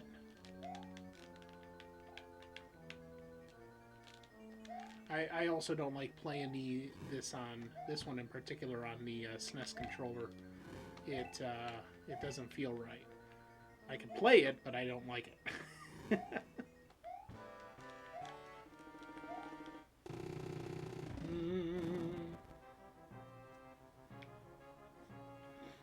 But I'm not too bad.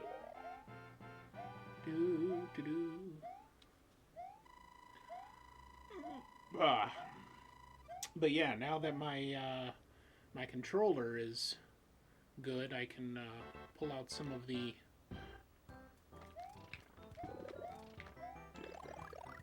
SNES games or steal some from my brother temporarily.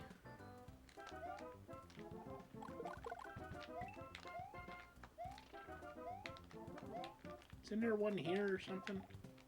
There it is. Yeah, we can play some more games on SNES once I get the console home and hook it all back up and do some random piss poor quality streams from home again. Star! You're a star, Cage.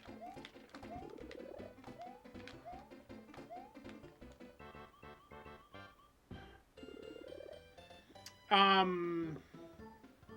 mean, yeah. Speedrunners. I mean, you know, like parts like this, I used to be able to get every coin without fail. It just wasn't even a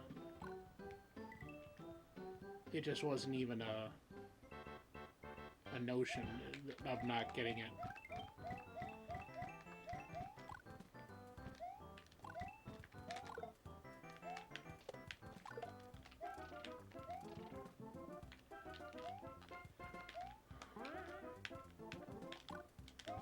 There we go.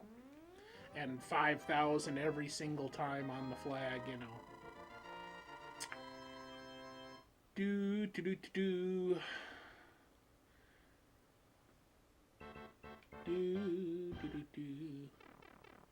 Doom, the sound alerts are working. If you want to fuck around with them.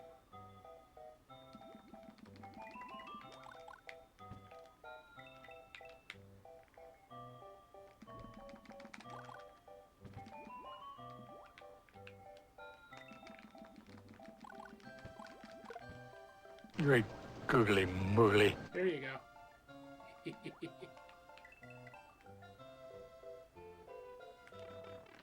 Aw, man.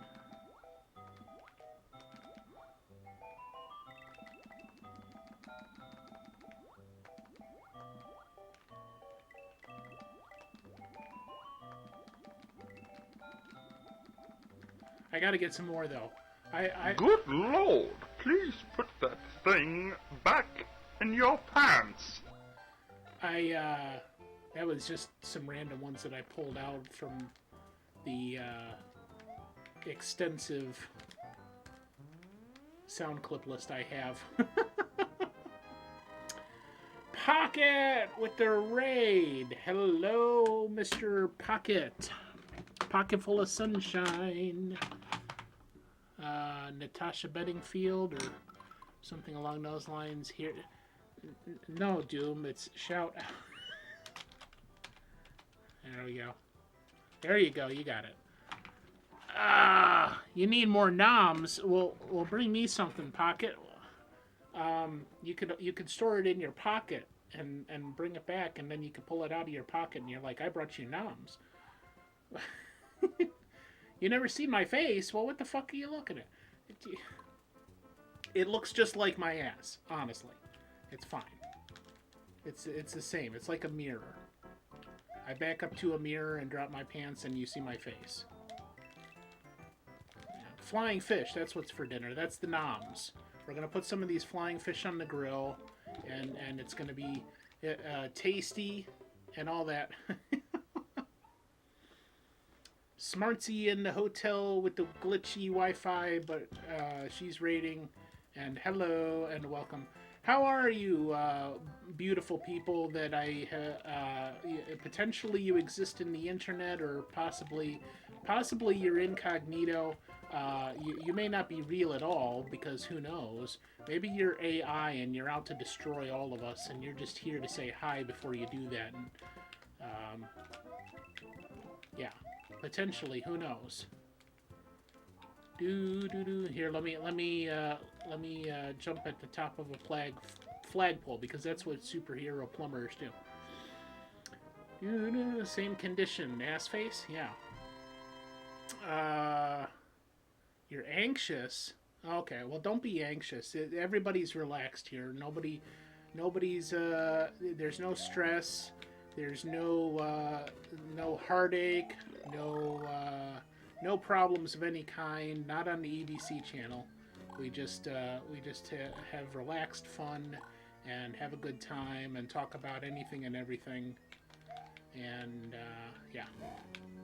But how was your stream? What were you doing? I haven't figured out the thingamabobber for setting up the where it says the game that you were playing, which never works for me anyway, because I'm always doing like talk shows and podcasts and stuff like that. But what were you playing? Or were you doing the podcast? The podcast? The cast of the POC? We're gonna know. Yeah, probably. I'll set it up, because I'm doing Stream Elements, not Streamlabs. Stream Elements, and then I've got another chat bot I think I gotta set up here. But I haven't focused on any of that stuff yet, because I got too much going on. But yeah, Minecraft, okay. That's always on Sundays. Well, yeah, just hit me up, let me know. We run our podcast every other Sunday, approximately. That's me and Cage and whoever our guest is. Like, we'll be doing it this coming Sunday, the 3rd.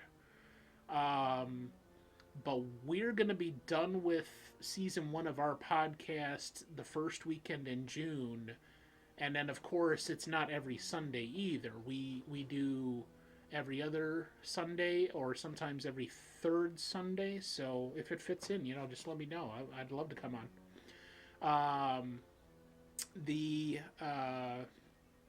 But I mean, obviously, I've stopped in and seen your podcast several times. So I'd be happy to give you a hand with that if you need. Yeah. Sundays. We had to go with that simply because of Cage's work schedule. So it has to be a Saturday or Sunday in order to work with Cage. So we'll see. But yeah, everybody's welcome here. And let's see here. Oh yeah, I'll figure it out with the thing, the bot, because I have to learn it myself. I have to figure out what I'm doing, because otherwise I feel like I don't have control over the AI that's going to destroy us all. Yeah, we got Cordial Snail, and now Pocket with the raid, and Smartsy is here. Smartsy's smarter than all of us, even though she's in a hotel on crappy Wi-Fi. Yes, chaos control. Anyway, you know what? Let's do this here. Let's let me get rid of that, and that's on, right? Let's bring some of that back on. Yeah, we had enough of the game sound, I think. We'll put on some actual music.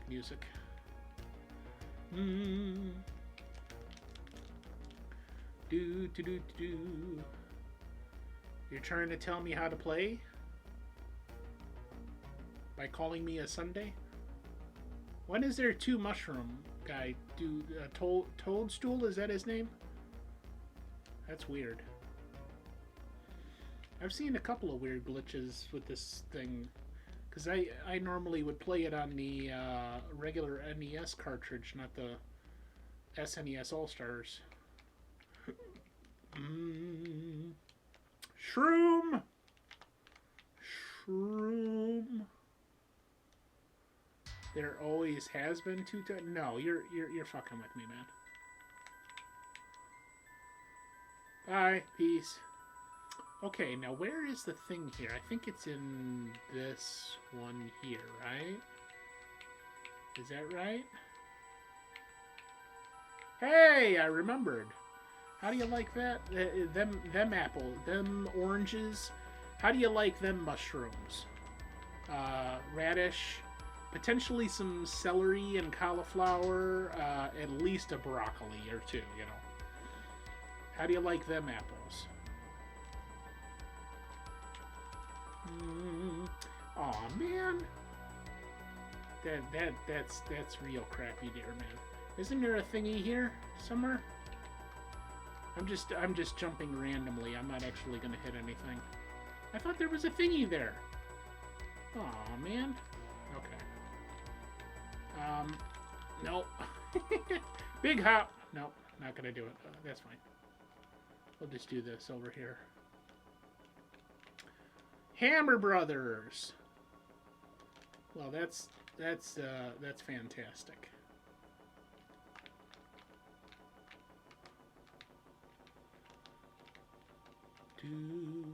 That's terrible. Throwing all those hammers all over the frickin' place, man. They're making a mess.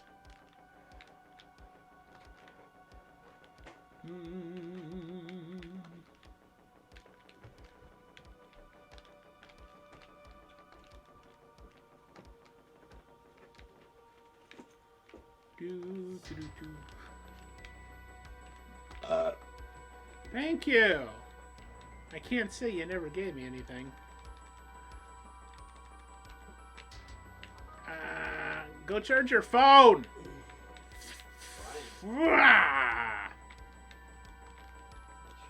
That's like the third time I've told you since my stream started 17 hours ago, and you still haven't gone and charged your phone. What the hell? Do it, as Slight would say, do it. Right, Maisie? Right. You want to see the pupper? Hold on. Let me get the camera here. I'm gonna take you with me. Whoa! Whoa! Whoa! Whoa! Whoa! Whoa! Whoa! There's the pupper. That's Maisie. She doesn't belong to anybody here. Right, Maisie? Right? Oh, there we go. Do it! You, oh, fuck. Oh, geez. Oh, man. Oh. Geez. Oh, God. There we go. Okay. Alright, that's enough. I think, we're gonna find somebody to raid here. Let's see, if anybody's got a suggestion, you can do your redemption and the channel points, and we will go see whomever, you gotta say that properly, whomever you prefer. Let's see, we got, Joho is getting his ass kicked on Tiny Tina's Wonderland. And a Mercy. Let's see. We got Fysock is on, doing some Minecraft.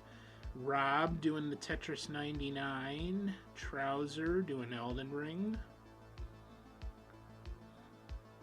Yep. So if you got, oh, you want to do the game room, you got it. You got it. Just a second, Doom. That's what Joel said. Just a second, Doom.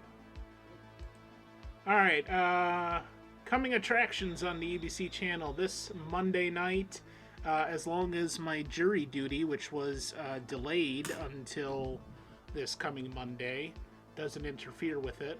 We'll be doing the Of Human Bondage public domain movie night starting at 7 o'clock. And this, if you've never seen it before, it's from 1934. It's a nice black and white film that is essentially the movie that made Betty Davis's career. So it's a good one, and you might enjoy it, especially if you are a fan of old black and white movies. And that same night, we're going to show a crazy classic called Network on the Conflux Discord at 9 p.m. So 7 p.m. on this CBC channel for Of Human Bondage, and then 9 p.m. for Network on the Conflux. Our next episode of Arcade is going to be Cage, Joel, and myself. So Legion Kage, Star Road Game Kafa, and the ABC EBQ FG LMNOP. That's going to be Sunday, April 3rd, 5 p.m. We're going to be doing a review of all the games, or most of the popular games that came out in 2020 and 2021. So no special guests that week, but we will have a podcast for you, and we'll just be doing a general discussion. And then Realms Unknown, The Butterfly Decision, is our next major audio drama that's coming out on Sunday, May 1st. Don't miss it. Mark it on your calendars. Make sure you're there. If you get a flat tire on the way to the theater, call me. I will come and airlift you in the helicopter, and we'll bring you to the theater so you don't miss it. Including the introduction is going to be a special introduction in Latin by Sex Robot Gun Cabaret. Don't miss it. It's going to be a blast. That is Sunday, May 1st here on the EBC channel. So that pretty much does it with us. And I really want to thank everybody for coming out, especially Pocket with the raid. I appreciate you, man. Good to see you. Glad you stopped by. And we will...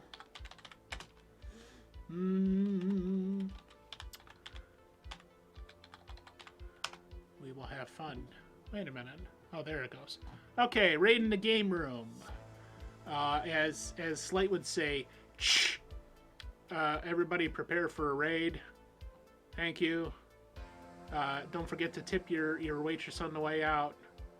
And don't do anything I wouldn't do, because I surely am not going to do that shit. And don't call me Shirley. That's just wrong. Okay? Thank you. Bye-bye.